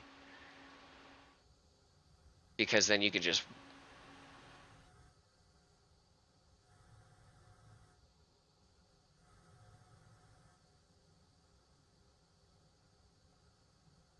Okay. Okay. Man, that tender does not want to be a part of. Where'd the other car go?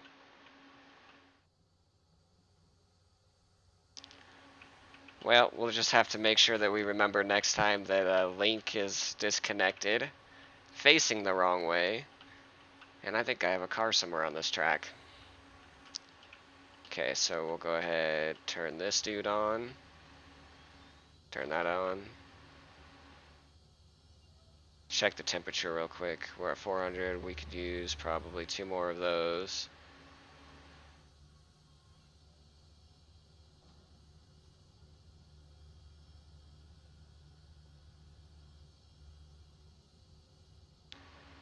Just look at all those gears. I love the attention to detail.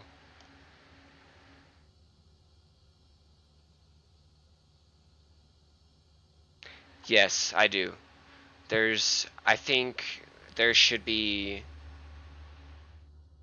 as long as it sticks within the same time period, I'm okay with it. Because if you go and put like a diesel in, there's a big difference between 1800s, like late 1800s, to like what is it, the 19 something that we came up with the diesel engine.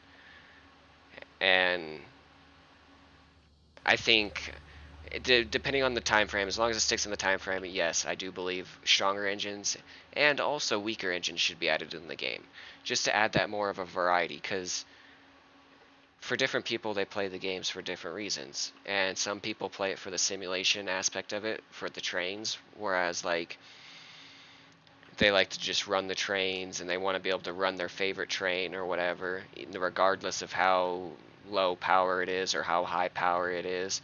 And then other people do want to be able to pull those long trains and do like the economic simulation side of it, which is where you go and you sell stuff to make the money and all this other stuff. So giving people more of a variety of locomotives, I think would be a very good idea to add in. And that way everybody can have their own little fancy. Like some people, like we see here, I have a track that I can perfectly run Link. I can run so the Class 74. I can run the Kooky Magoo, any locomotive I want. I mean, it does have problems here and there, but I can run it on. But at the same time, I do like to run like the Climax and the Heisler, because they can take turns that some of the other locomotives can, and they can take grades. And to be able to have that variety of having a gear locomotive in here, as well as having some of the other trains, I think would be an awesome idea. I think I figured out what our culprit is back there, and we're about to run into it. It's that right there, that track. Which I don't need to worry about that. I'm going to leave that card there, actually. And if I remember right, we need to be on that track. So I'm going to just cheat real quick and re-rail this over there facing the right way. Just for time's sakes. Okay.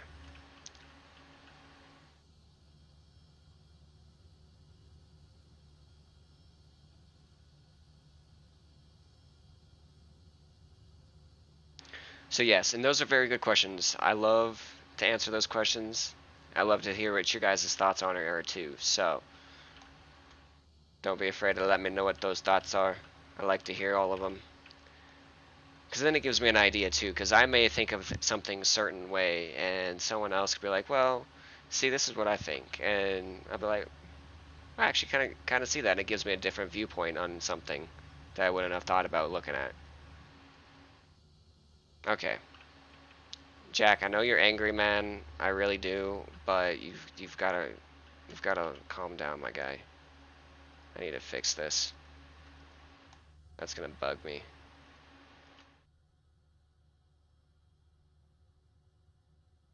So yeah, I do think different locomotives for the purpose and the sake of variety should be added in, regardless if they're stronger, if they're weaker. I think just having more locomotives in here to have fun and play trains with, the better.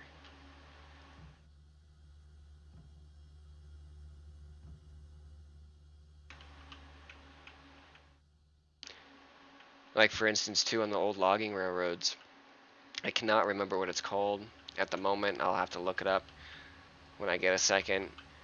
But some of you may actually already know what I'm talking about. But it's on the old logging railroads. They had a steam locomotive that was technically two boilers, two complete different steam engines essentially, but ran off of the same firebox. And I don't know what his problem is.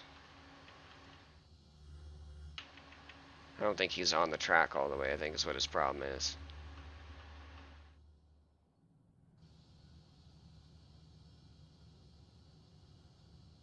Okay.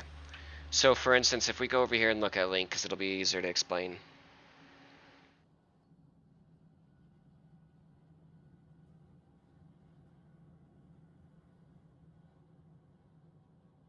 Yeah.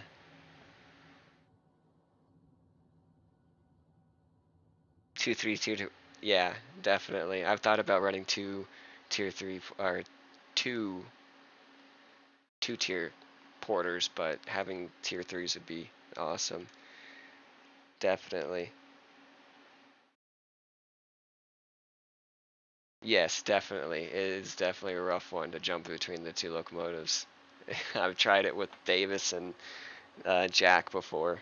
Yeah, it was fun. But okay, so with the locomotive I was talking about, this will be perfect because it's got the same uh, tire wheel number thing. I can't remember what it's called now. You have to forgive me a second. But so yes, it would have a dummy wheel up here, and then you've got the three right here. But the thing about these three is they're on their own little truck, so they articulate from the body of the locomotive. And then you have another three back here on the engine, because the engine would extend out probably the length of this tender to the end of the tender here. You would have another three right here, or six, that would be its own articulation truck with off of its own boiler. So that set would run off of one boiler. That set would run off that boiler, but they would both share the same firebox, which gave the locomotive the ability to turn like the Climaxes and the Davises a little bit, but also gave them the same amount of power as running two locomotives, with only having to really control one. So that's one I want to see eventually get in here. I can't remember what it's called to save my life, but they used to use it all the time on the logging railroads. And there's a couple different variants they do have of it. You had like one that had like a tank on it, like an actual like water tank on the sides to help weigh it down with, I think, a tender. There was one with a tender. But I think having that would be pretty cool running through here, because then you would have an articulation, but you would also have the power of literally two Maguls there.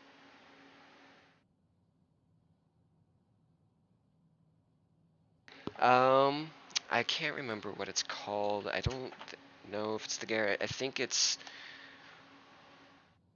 Oh, well, see, the way that it did it was, so you take like Davis here, or not Davis, Jack, and you see how his two trucks are set up like that. Imagine both of those trucks being six wheels on each truck, whereas he has four on each. Imagine it being six, and then each one of those trucks being powered by a different boiler, but having the same firebox.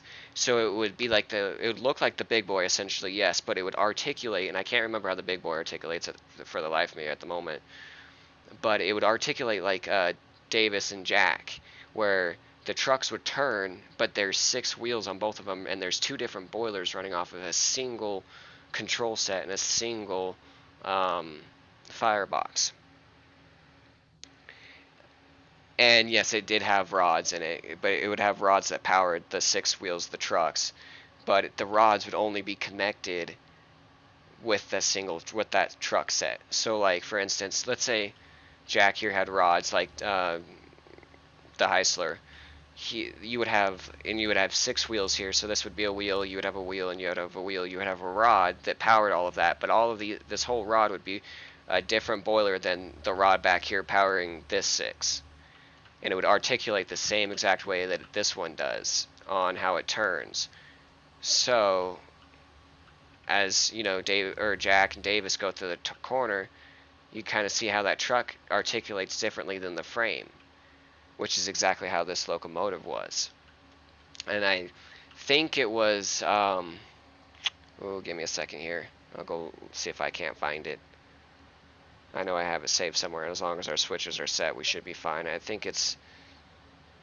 I want to say the mullet, but I don't think that's right.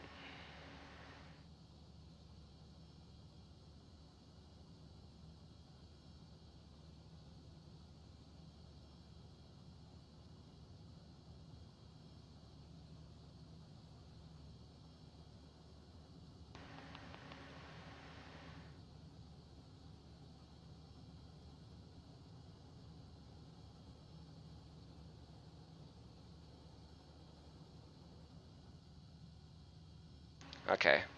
Well, we hit a...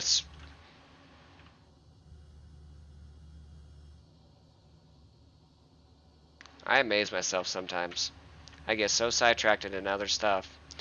That's quite hilarious. Yeah, Jack, you just go ahead and tip over there real quick. Let me get this fixed.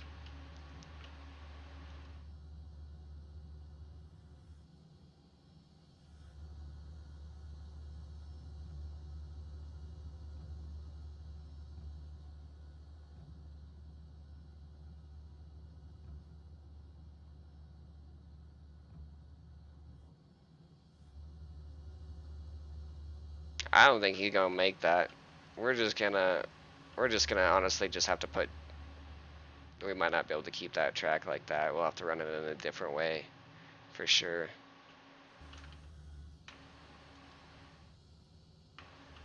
Okay.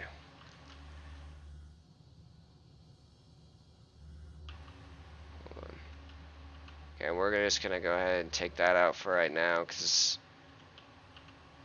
we'll figure out a different way to tie it back into the main line without having to do this crazy, whatever you want to call that is, the SS here.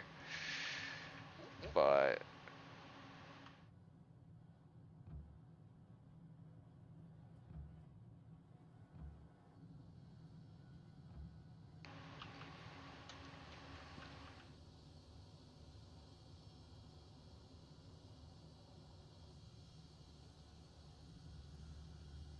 okay, so the mallet. It's called the mallet. From...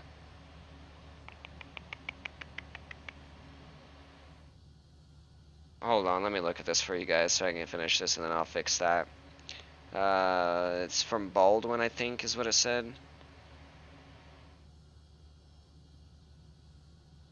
It was a narrow gauge used, the most commonly used as a 2662T, which is the tank.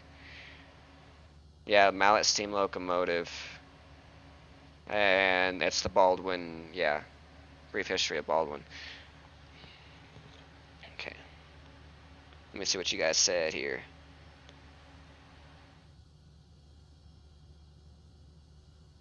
Not the Farley, no. It's the Malley.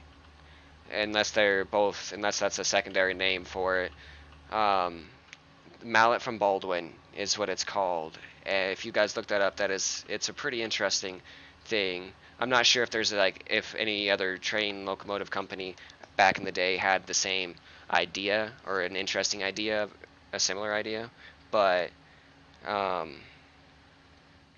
it's the Mallet was definitely the one I was talking about, and then if there's another one like it out there, like the Fairly, or I don't think I'm saying that, the Fairly, then more power to them. Definitely add it in, because I want to see that.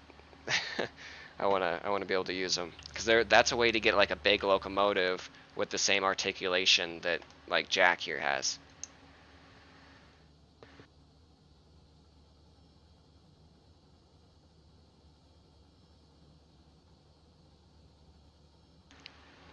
That one would be a pretty cool locomotive, because let me tell you,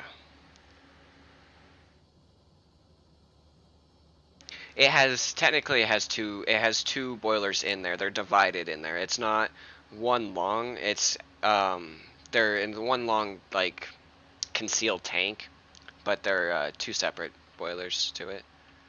As far as at least the one that I was talking about, it did. But if the Fairleigh does have two, then yeah, definitely. See, okay, this is the reason with the problem with this track right here. Right here is this corner is way too sharp for um, the tracks. So I do have to go in there and fix it eventually if we're gonna keep it. And you could be right about that Fairleigh thing. I was pretty sure it was the mallet, but like I said, I could be wrong. So yeah, see, it's to the point where it's so sharp that he can't get going. Look at that. He's slipping. Yep. Wheel slip all the way. Which that's how you know it's pretty sharp, is if he can't climb a grade or take a corner, then you know it. And he's slipping. See, where does it bind up exactly? Right there, okay. Alright, we'll let it go backwards a little bit. I don't want to have to fight it too much. So we also do need to get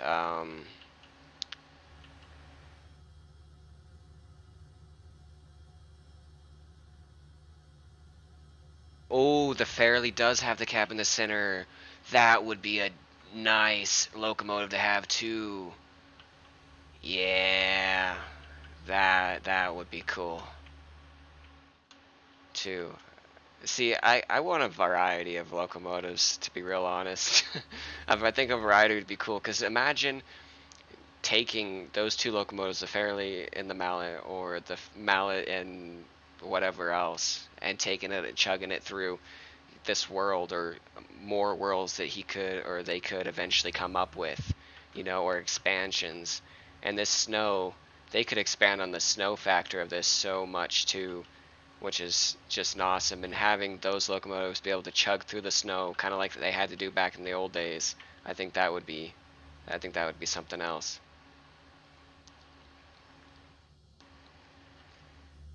Okay, so for the sake of you guys, I'm gonna definitely move past this corner. And that's what we're going to have to probably do with this track. Because this track was laid a long time ago and has not been touched since. And it was sharp. But it's a pretty good track other than that. Okay, we're going to give it about 25%.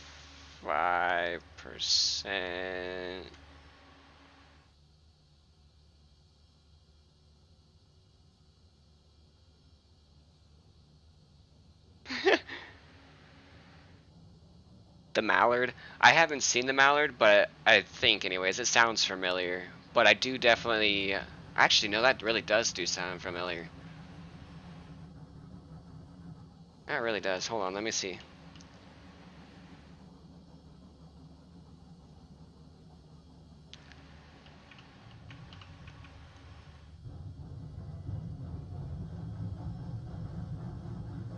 See, if Jack is having to increase his throttle by that much just to get up at this, that's saying something.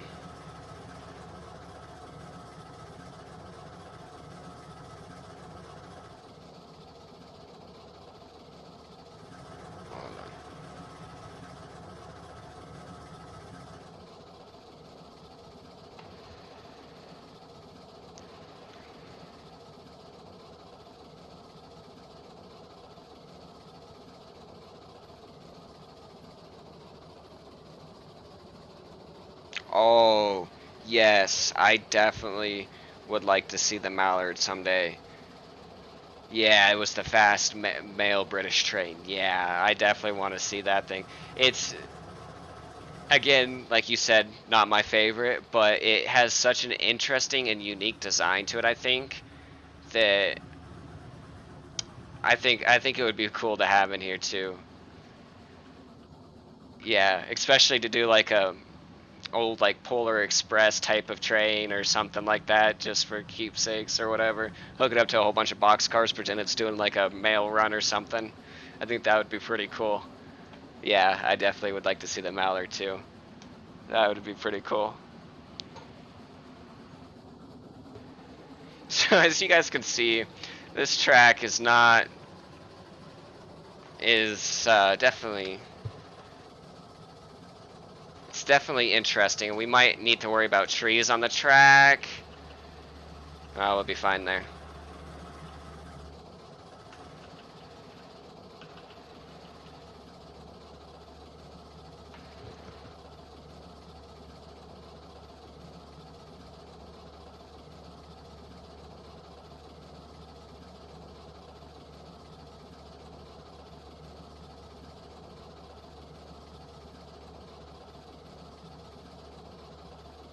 Yeah, with that massive joint in the middle, that's where the two boilers are separated. With that joint in the middle, they actually separate. So the chamber on the outside looks like a single boiler like this, but let's say for instance, like right there, the boiler was oh gosh, trees, trees, tweeth.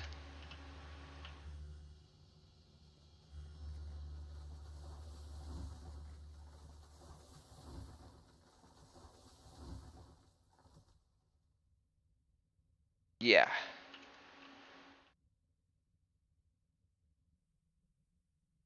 We don't have any more trees so far. Oh, we're getting up to the bit that I wanted to show you guys. The real good bit, I think. This is where we start to snake through some interesting. My first experience with a curving downhill sharp corner.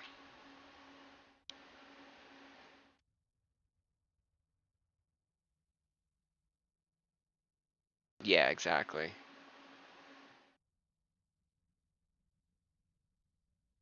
Exactly, yeah.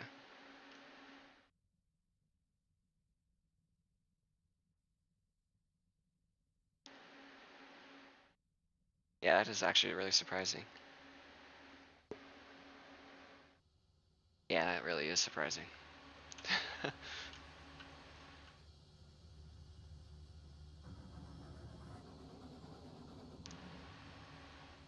On, let's get. I stopped on a hill, and this is a steep hill.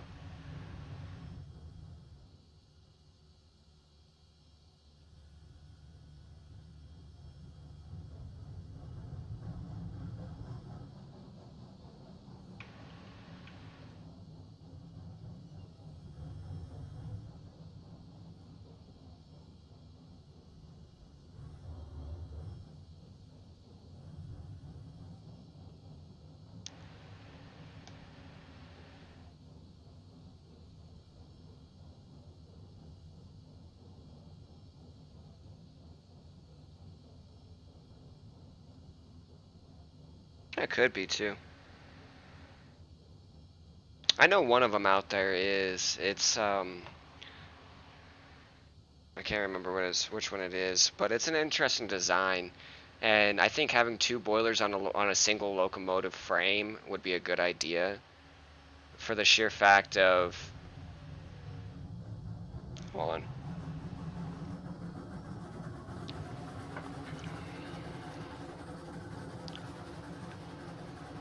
for the sheer fact that you would have two locomotives there, and you wouldn't have to hop back and forth all the time, like when I run tandem or some of you guys run tandem.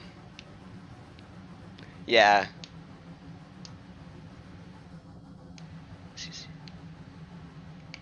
Jeez, I'm gonna have to look that up after this stream. See, this is what I wanted. Just be able to talk to people about trains. Get some ideas about some trains. Ooh. Okay, so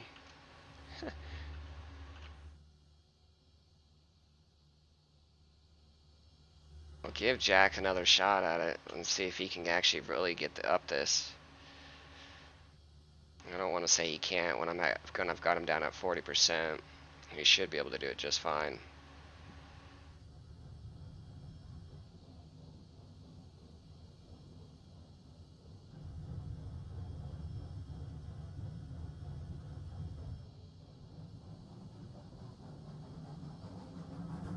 That is so weird. He's doing some weird body or weird twists and turns. So look at this beautiful sweeping wood bridge.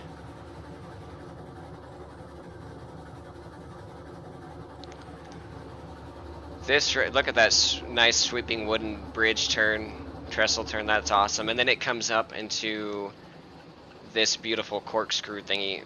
This was the most hardest part from there to here. That track up there is where we'll be in about, I don't know, you'll see in about a couple seconds. See? This was the most interesting, like, hardest turn I've had to try to make in here because we're going down at such a steep rate as well as trying to turn, and we're trying to go from over there to over here. So you're going around that, and then you have to start turning it around this mountain, because if you turn before it, it's too sharp. So you've got to kind of turn it around the mountain, and then you've got to go run that way. That's our little get up on the track post.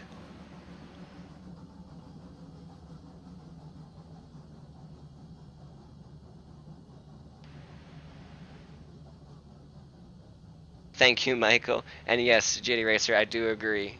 I do agree. Actually, I agree with all of you. Like, I honestly do. Like, thank you for the compliment. And yes, I do believe that if the ferret, or not the ferret, what'd you say? Yeah, the fairly, if the fairly was added in, and if it did have individual controls like that, I think it would be pretty cool to be able to control. Oh gosh. We're slowly creeping, so I hope you guys like this view, because this is probably going to be the view that we're going to have for the next little bit.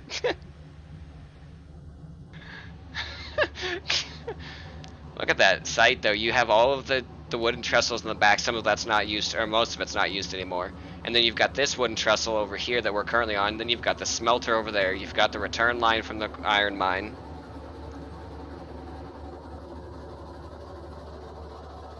Yes, I agree, for sure. I definitely want to see all of these locomotives and many more in here. I think it would be cool. Imagine just taking a mallet on something like this, or taking Fairley or a Garrett, or it's just insane. Ooh, that would be actually a good idea. The coal mine plateau. I've thought about doing that, but I just wasn't sure how well it would go. But if you expanded it out and it works, oh, we need to be paying attention. Because we're coming up to the end of the line here in a second.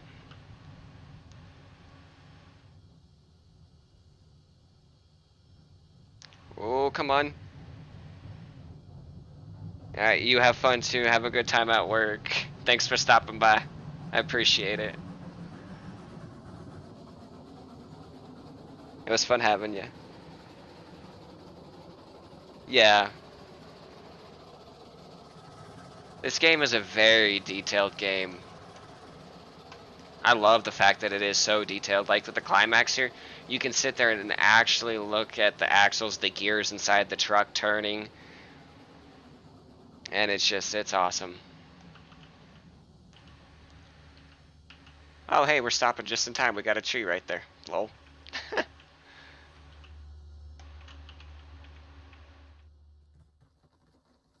So this is the view we would have had.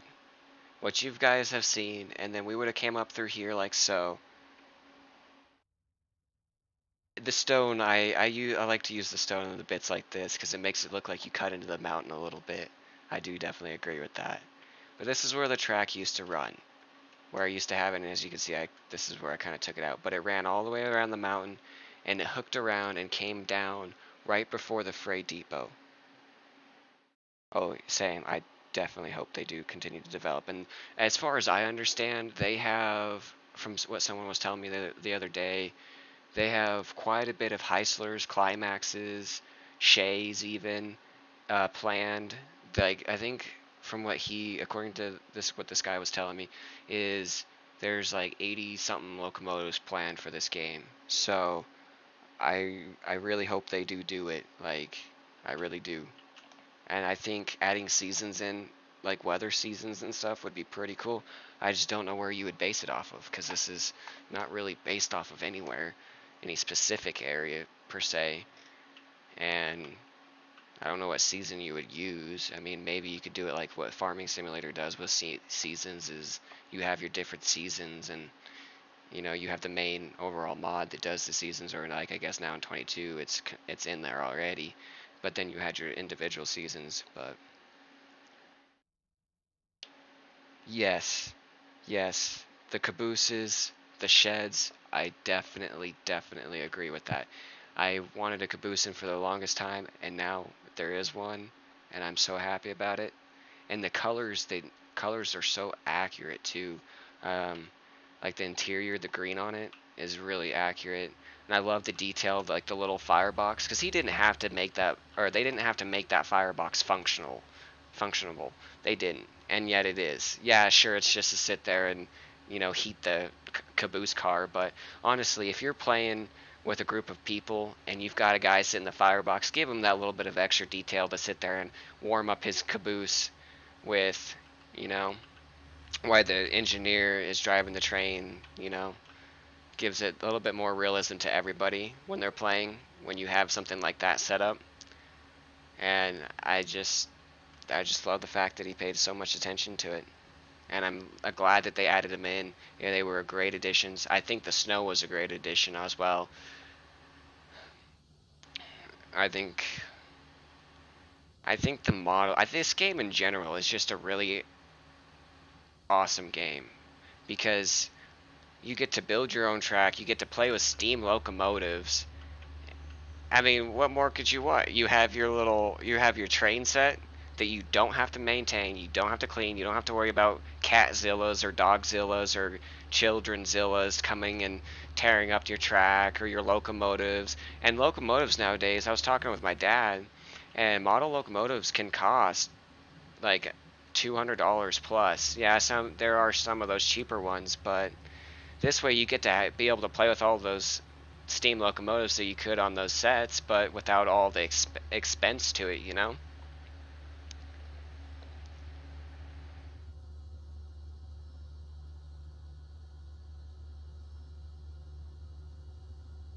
Yes, exactly. And that too. Um, yes, we should definitely, because it is still in a beta.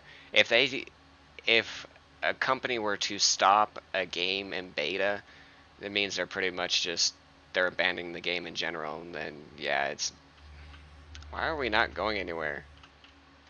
He doesn't want to go up, and he doesn't want to go down. Jack's just being an ornery little guy today. What is your problem, Jack? Oh, hey, hold on. It'd probably help if Derp Derp over here set the brake right in the right direction. But yeah, if they were to stop a game in beta, it would just kill it. And I don't see why they would, because they've got such a good following going on right now, and it's growing. But if they happen to, it would suck. I would still play it, honestly. I love this game. Like,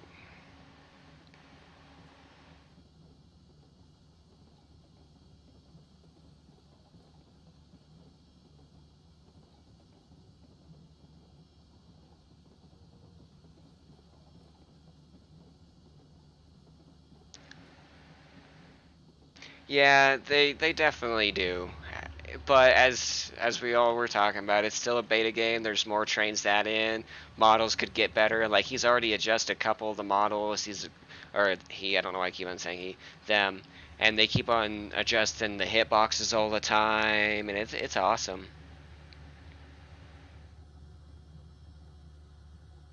Yeah, yeah. Because they also, that's the thing with these trains too, is a lot of them, like some of them, I don't know if he's exactly needed to buy the models from Baldwin or whoever owns them now, the models and all that, but to have the licensing from these locomotives can get expensive, and they may not have the funding quite yet. I mean, it is an open beta, and they can't make them look too similar if they want to have that same locomotive in here, but they don't want to follow the exact manufacturer name on it. So I do I do hope this game does go up or gets expanded a lot. Like I think it would be insane. And I do see it going somewhere too. I do eventually, maybe in a couple years, having um, probably maybe having seasons in here, maybe having some like the map be a little bit bigger or more maps to work on. I do see because in a couple like look at for instance Ark came out was a beta when it first came out. It was a beta game, and Ark Survival Evolved, and now look at it where it's at, and it's been released for however many years. It's been actually fully released now. I don't It's not technically a beta anymore, I don't think, but it progressed so far from being where it first started out in beta to where it is now. Like it is insane. The water could get better. We could have rain, all kinds of stuff we could have in here. And I didn't at first, when I first started playing this game, I'm gonna be honest with you guys, I didn't realize there was actually rivers and waterfalls in here until I seen one. I was like, oh my gosh, that is cool. Granted, they are kind of still a simplistic form of it, but yeah, I definitely do think the water game could be improved in here. Definitely. Granted, don't get me wrong, I'm glad we do have our rivers and our waterfalls. I love that fact, but it could get better. Definitely, I could see it getting better for sure.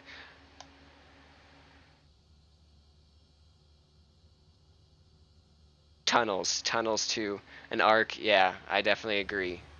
Arc is one of my. It's not my favorite game, but I do really love Arc. It is a fun game to play, and I can't say anything about too much because I do have Arc on Xbox, PS4, I think, and PC, which is obviously what I'm on now. But yeah, and Tunnels. I agree with both of you. Tunnels would be a great addition and would help out a lot. Oh my gosh, tunnels would be so nice because instead of going up the mountain to go around or to get to the other side of the mountain, you could just go straight through this stupid thing. Oh boy, I do think with if they do add tunnels though, they should still stick to the idea of them being in the 1800s, and they wouldn't be able to have super long tunnels because they would collapse or whatever. So if they had tunnels to where like you could tunnel through a certain like distance, I think that would be pretty cool. We just couldn't do stuff like boring because they didn't have the same exact length of that we can bore now. But yes, tunnels definitely. Tunnels. Tunnels would make things a lot easier. Or even then, even if they wanted to start it off with like be able to dig into the ground around the track, so then you could actually still make your grade. Okay, for instance, let's say right here, I was taking that track and I wanted to go straight through it. Well, I wouldn't technically need a tunnel per se, but just be able to dig out this cutout wide enough for the track and the trains to go through would be cool. And then you would still have your hill right over here, and you would have your hill. So it'd basically be like an open top tunnel, I guess you would kind of call it. That would be cool too, and that's what they have nowadays, is pretty often too. And I granted, you wouldn't be going through something like that necessarily. We're talking about bigger mountains, obviously, but that's it. It was just a pretty good example. Um, but I think we should be able to just at least dig into the ground and dig cutouts, if not, and definitely tunnels. Like I definitely want to see tunnels eventually. Could you imagine going through the tunnel once they, and if they do decide to improve the steam mechanics and all that, and it actually like steam collecting and the smoke collecting in the tunnel and just whooshing out as the train's coming out on the other side of the tunnel? I think that would be pretty cool.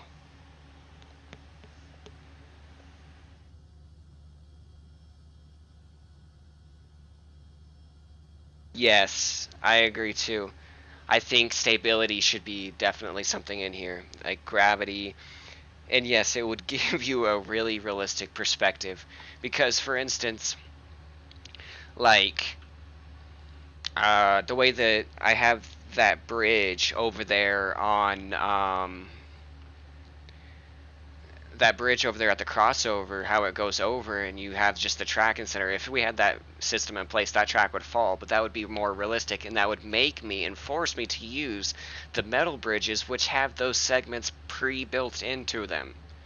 So I think that would be a very good game mechanic to add in, because it would either make you, it would make you be more realistic with your gameplay, regardless, or whether you're having to use a metal bridge to go over something like that, or having to maintain like that ravine. That ravine would get really sketchy if that mechanic was in there, but it would be cool because it would give you a different type of thrill. Like my track could fall underneath me at any moment, and you're taking this 25 car train through that rickety track that could fall at any moment, knowing that your train could fall at any moment, which just adds to the fun. And back in the day too, they were still developing locomotives and techniques and stuff like that. So it was a really high probability that you could derail, crash, or whatever, especially on the old logging railroads and stuff, because they were so rickety. Which back in the day they were like, oh my gosh, my train could fail, but I'm going to do my best and everything in my power to make it not do it. Which they added that mechanic in, then we would get to experience that, adding more to the similar. Oh my gosh, I can't say this word to save the life of me. Similar simulation. There we go. Why was that so hard? The simulation of the game. So I think the track mechanic would definitely be a cool idea to add in. It would definitely make some parts of my track very sketchy.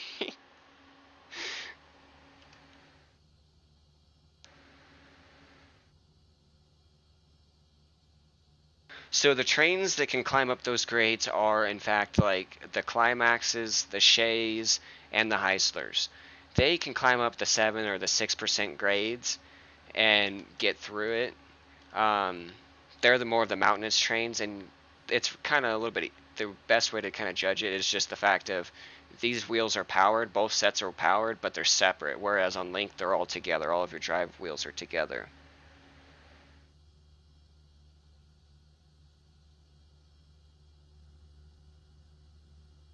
Yes, I think you guys are coming up with some good ideas tonight. What else would you guys want to see in the game? I want to know. Like, what else would you like to see in the game? You guys have been asking me, and I haven't been asking you, so I'm kind of curious now. Oh my gosh.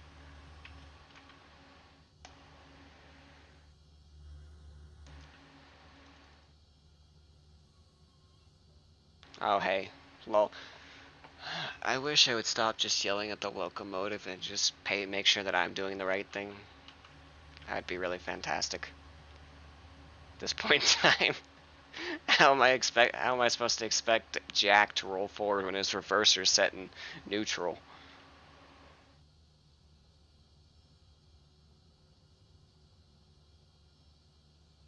Survey tools would be definitely pretty cool to add in, I agree. But you would have to make them older style survey tools, like 1800s, which they did have those, but I think, yeah, yeah, I agree. I agree. Okay, why are we not going anywhere, buddy? I promise it's not me this time. His steam must be, or his pressure must be just low. Let's see here. No, he's got pressure. He's running about 165. That's the thing too. Do you guys?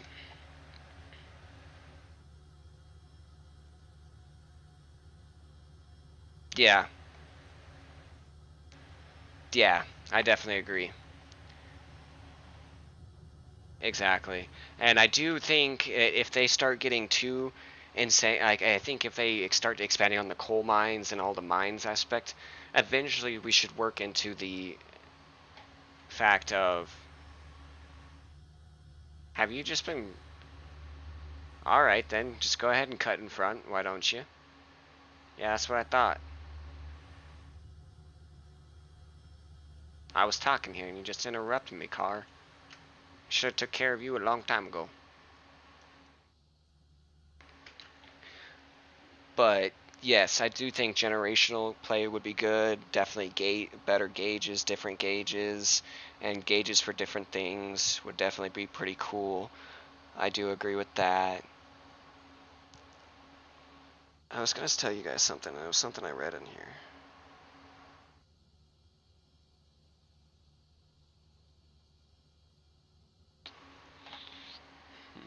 Can't remember what I was gonna say now. I'm gonna just re-rail that. I won't have to fight with it in the car because I gotta take Link back over anyways to the crossover. He's technically not even supposed to be over here. But he's just got more firewood in him than Davis does right now. That'll work. I ain't gonna get fussy when I cut in corners.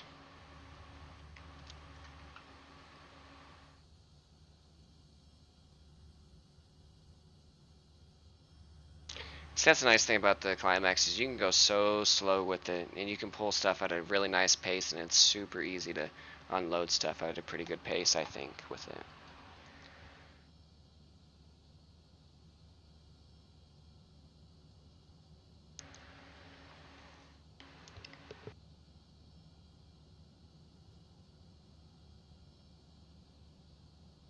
So how's the weather near your guys? If you guys are comfortable with sharing, how's the weather near your place? Is it warm and sunny? Like, if it's day or if it's night, just pretend that clear skies. Okay, we'll just go clear skies. Is it clear skies where you guys are at? Is it snowing, raining? Is it too hot to snow? Like, let me know what the weather's like for you guys. I think that would be pretty cool. Because over here, it,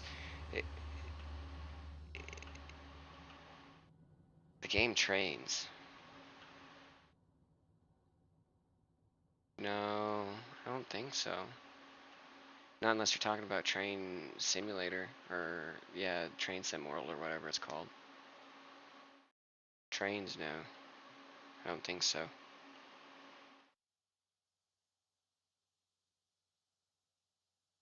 Dang, you're in Florida, it's 11:13 at night for you? Jeez, that's late.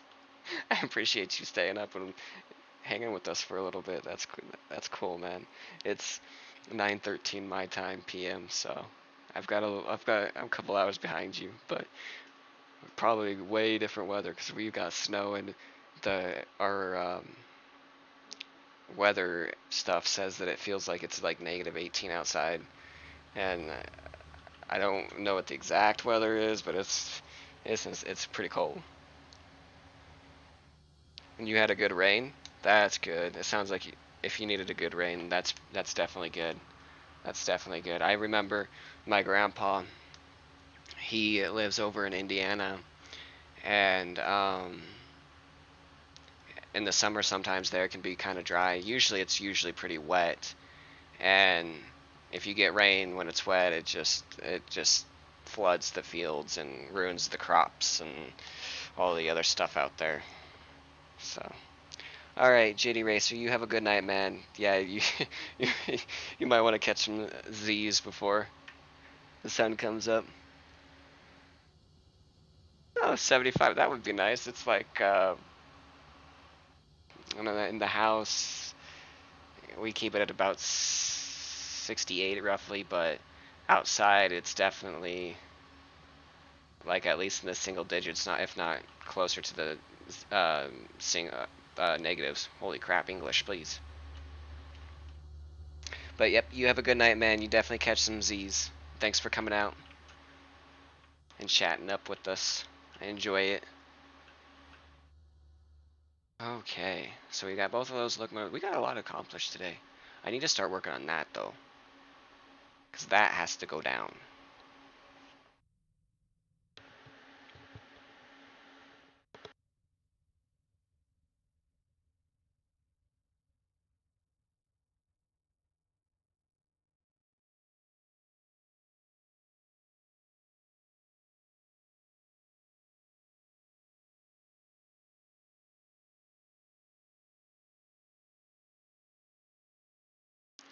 Oh my gosh, if I can actually get back on my track or get up here, it would be nice. I don't want to take the locomotives because I'm just gonna start tearing this stuff down, and then gonna go from there. But I definitely got to get this torn down, or else people are gonna yell at me in my next episode, and I don't want that. I get pretty lazy about my track sometimes. I'll just leave it up there for a while. But we don't need it no more. Oh, we do need it. Not really need it per se. We just need a track. I was supposed to work on that today too, at some point.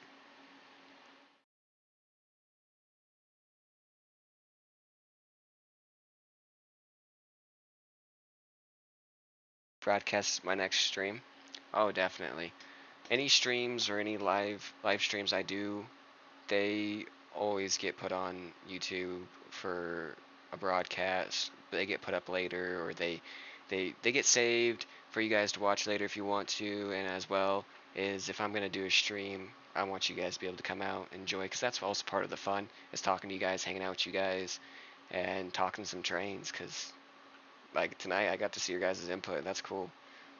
That's what I like to see. I like to see your guys' input. It's cool.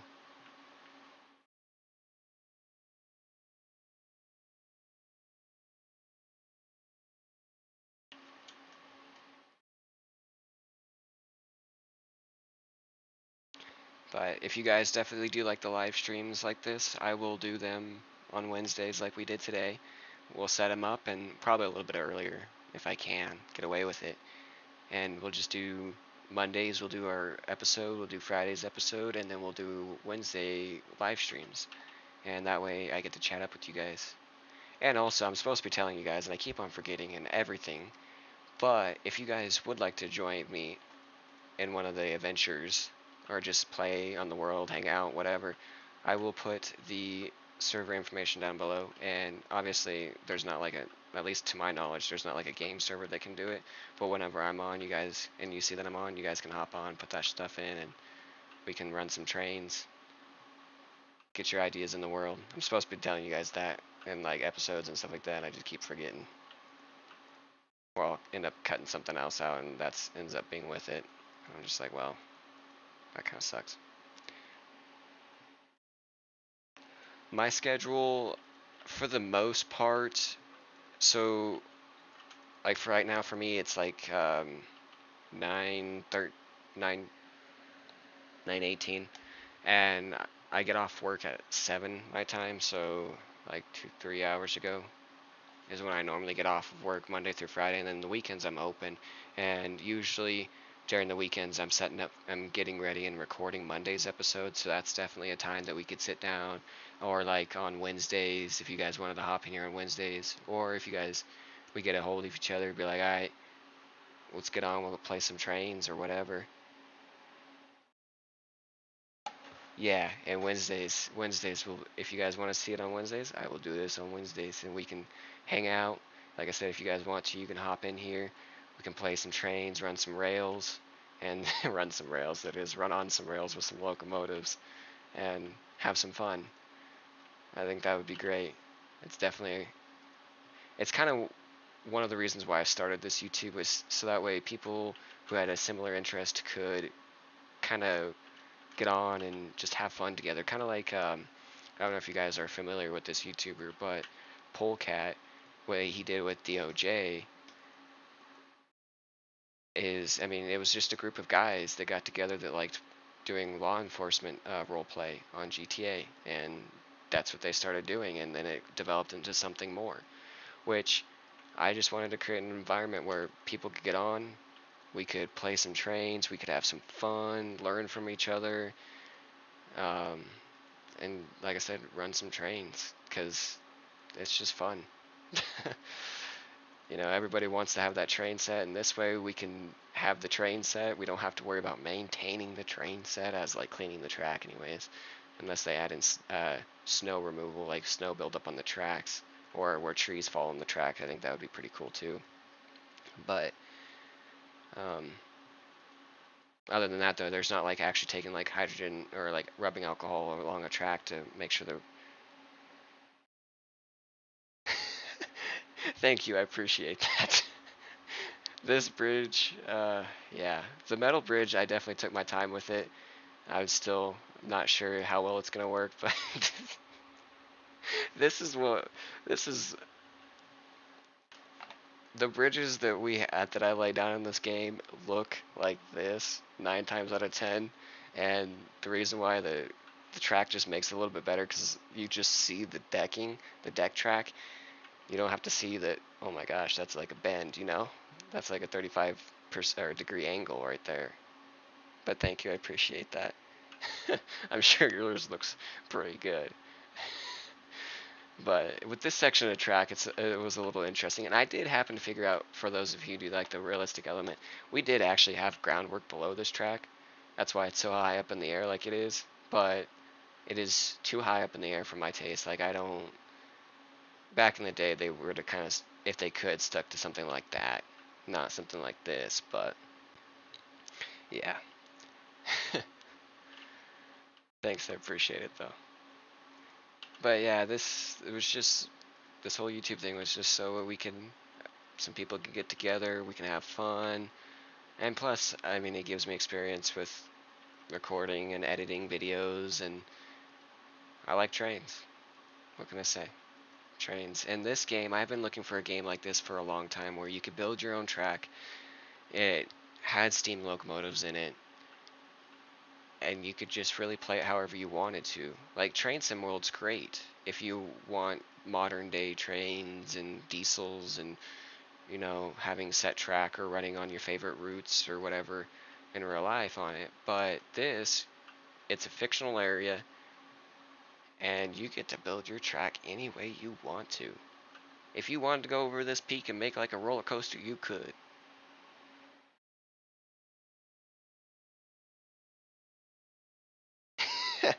That's a good combination, singing, dancing, and trains.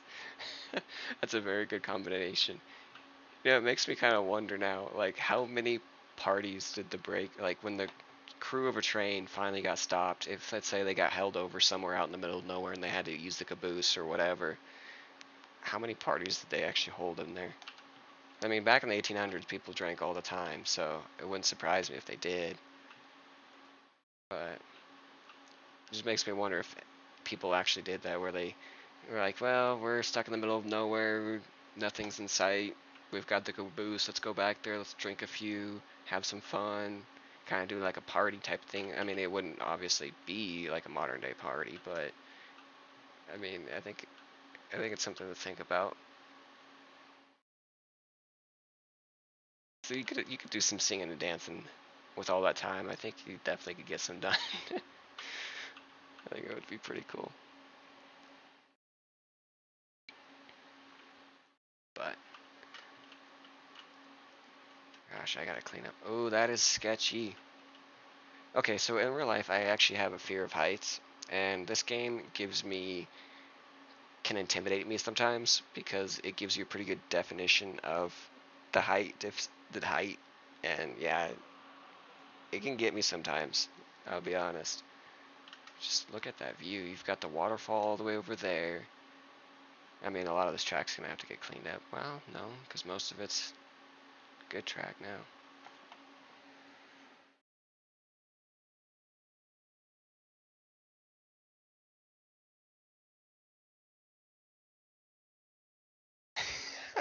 Yeah, yeah, that would make sense. Definitely.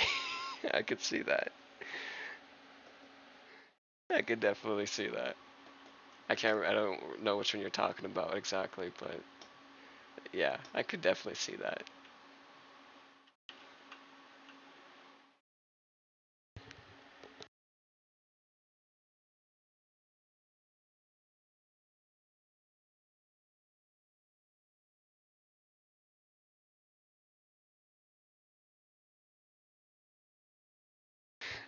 Oh my gosh. Restoring a porter horribly and then not giving it the proper certificate. Oh gosh, that's while being drunk. That's an achievement right there. Oh, that's an achievement. Steam locomotives were hard to maintain back in the day, so to work on them drunk would be insane, let alone try to restore one, I think. Well, yeah, probably. Even cars can be a pain to restore sometimes. And cars are a lot more modern than steam locomotives. That kind of reminds me, though, of a TV show on Netflix, Friday Night something or other. It's a football one. That kind of reminds me of that, because in there they have a character that's working on cars, and they work on cars drunk. Or, like, not drunk, but they drink a beer and have some fun, but... Well, now I just kind of completely royally... Oh boy, I'm a genius sometimes.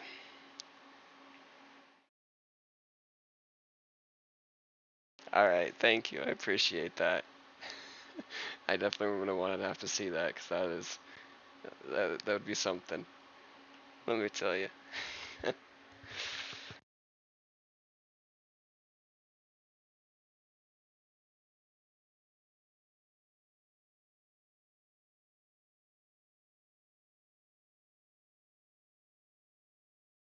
That would definitely be something. Oh shit. Did they try to like drive it on a track anywhere? Or are they just putzing around with it? Gosh, this is the pain thing. This is the irritating thing about this track right here. Not only is it floating, but it is so high up in the air that there's no point, no place in this world where I can get back on it unless it's 1,000 miles away. This is why I'm fixing it. Oh my gosh. This track. I'm so glad that I don't need it no more, that I can go through here, and I'm gonna have to redo the line to the coal mine now, sadly. But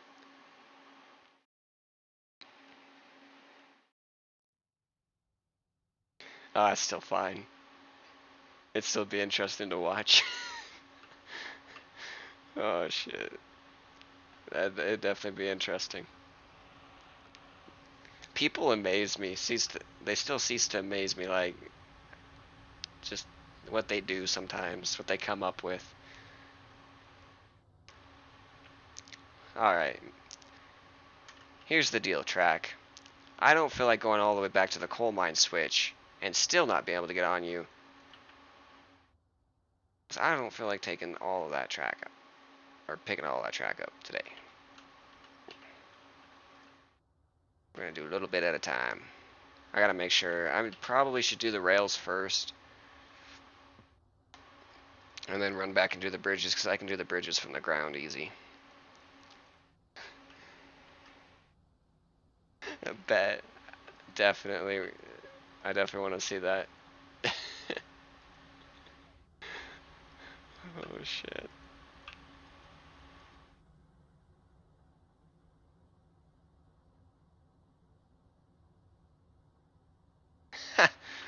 Doesn't. That would be me too.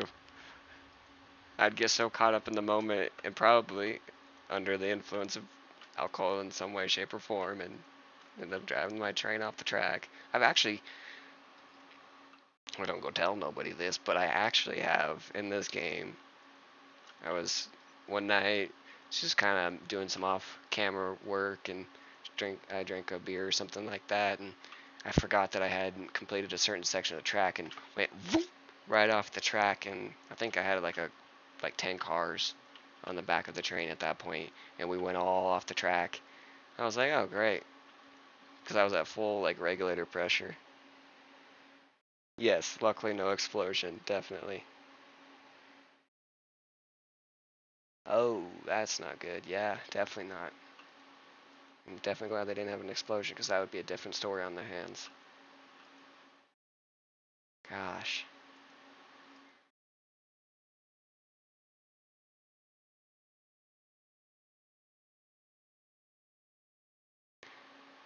That looks like a... The shape that that track is forming, it just kind of looks like a, I don't know, like, really kind of looks like an 8, or like that and symbol, like on your keyboard, how it does that weird swoop-de-woo. That's what it kind of reminds me of.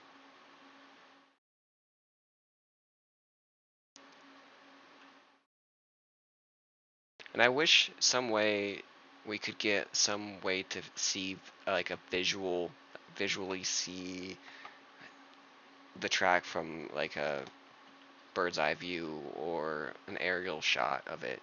Because as far as, like, I'm thinking about keeping this track just for the sheer fact that this is a pretty good aerial view of the smelter yard. Granted, that's not much to see here, but it'd still be pretty cool to have some way to take aerial shots. And that way it would make a little bit more sense to you guys of why or the reason why I turned the track a certain way or whatever, you know. I think it'd be pretty cool to get like a nice aerial shot of it.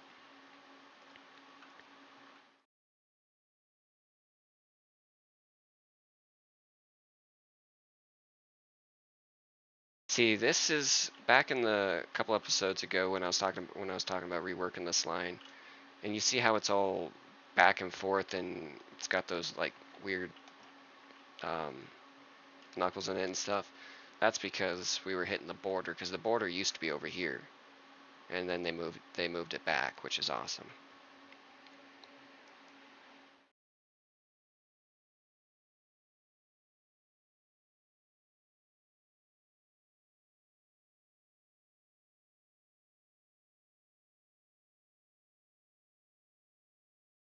Yeah, I mean, definitely would be cool is to build a locomotive like that, and because it would bring some life back into that era of history. And I think if you could do that, if you had the technological know-how to actually put together and recreate, that would be pretty insane. That'd be pretty cool. And if you ever get the time to do it, I think you should, as that would be pretty neat. And yeah, you may not be able to run it, but you're looking at like a steam locomotive, an actual fireable steam locomotive there that you have in your yard. And if you happen to be able to get some track for it, that'd be pretty cool too. But even then, I mean, just to be able to show people, be like, hey, I got a fully functional steam locomotive in my yard. You want to see it? That'd be pretty cool. Exactly. The safety part. Exactly. The steam locomotive is definitely, to me, it's sounds simple. I haven't really looked into like super in depth of like blueprints and schematics on them to see, try to put it together. And I don't like working on cars enough. I can, but um, I mean, I get the general gist of it. It's basically just a steam generator in a way, but um, yeah, no, safely though, because boiler, you have to be able to know how much a boiler can, like a tank can hold for pressure. You have to know all kinds of insane stuff. You have to know what materials to use what out of, because if you use certain materials, it could bend under the pressure of the pressure itself. So if you know how to do it safely, I would say go ahead, like do it, see what happens. I mean, it would be pretty freaking awesome. And like I said, the achievement and the accomplishment that you could get from that, building a actual working locomotive, that'd be insane. And just think later on for generations to come, you could just be like, you could bring knowledge back to the modern generation about steam locomotives. You know, what track is that for?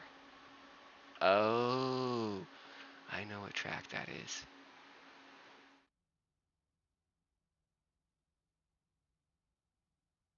That's gonna be something for a later date. That track is because this track used to run all the way down there, hit that switch, it's all the way down there like we were going, and it would come back down and go back to the smelter. So it was a pretty long extension to the track, but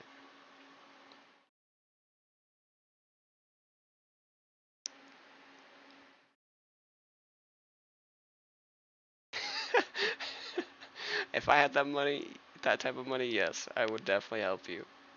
Because that would be pretty freaking sick. Steam locomotives are expensive though. I do, and they can be a pain to maintain. I mean, my grandpa, he used to work up in Cheyenne at the roundhouse up in Cheyenne for UP, and he used to maintain like the all those steam locomotives that went up there, like the Big Boy and a whole bunch of the other ones. And he would come home and tell my dad all these stories, and you could talk to my grandpa about all these stories, and he could tell you these steam locomotives how to do this on them, and it was cool because he worked for him for quite a few years back in the day. And steam locomotives, they can be a pain and they are messy, but they are awesome and they look cool. And they are definitely a marvel, I think. To think that that was our first form of transporting a mass amount of goods through or on land, because the amount that they could haul, the areas that they could get back up into, like a track is so much more easier to get up in a logging area. I wouldn't say easier, but you wouldn't have to worry about an 18-wheeler going to this dirt road, which in the time that you'd probably be pulling all these trees out, it would be wet and muddy and sloshing around. With tracks, you wouldn't have to worry about it as much. You could just be able to sit on the track and go. But yeah, no, I definitely like this game. And that's insane right there. You could see the 4 different levels that you'll be on in that same line, because it crosses over the same side, like mountain section 4 different times, and just does big loops to drop elevation, which is kind of how they did it back in the day, but you hooked around the mountain more. I cannot believe I actually worked on the smelter though. There's just a few touches I need to do to this to make it a little bit better. And I also need to connect in the return line from the iron mine back into the rest of this. But for now, this will work. And I have the iron mine set to where you can turn around up there. So that's not too bad. I will have to remember to take that car with me next time when I head back to the crossover. I don't even know where he came from. Had all the cars accounted for. So I don't know when lost him, because every time I thought I had enough cars when I returned. I had the same amount of cars I left with. But alrighty guys, I'm gonna go ahead and end the live stream here. Thanks for coming out, hanging out with me, chatting with me. It's awesome. If you guys like the stream, go ahead and leave a like button. If you guys want to see more, come out and hang out with me some more. Hit that subscribe button. Lets you know you have notifications whenever I drop videos or whatever. But I'll see you guys in the next one. You guys have a good night.